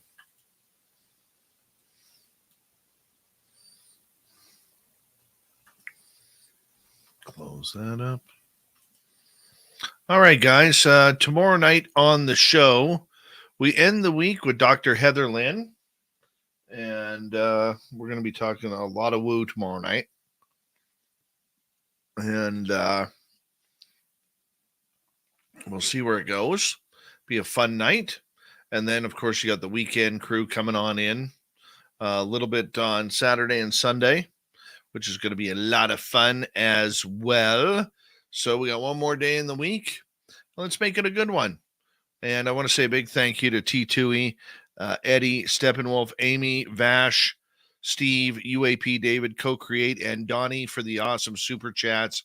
We very much appreciate the love, everyone. Thank you so much. It's what keeps us going. And for all of you, we'll see you tomorrow night. If you're new, don't forget to hit subscribe, ring that bell, and give us a thumbs up, thumbs down, and leave a comment below this show and let us know what you think. We'd appreciate it. It also helps with our YouTube algorithms. So we'll see you all tomorrow night, everyone. Take care.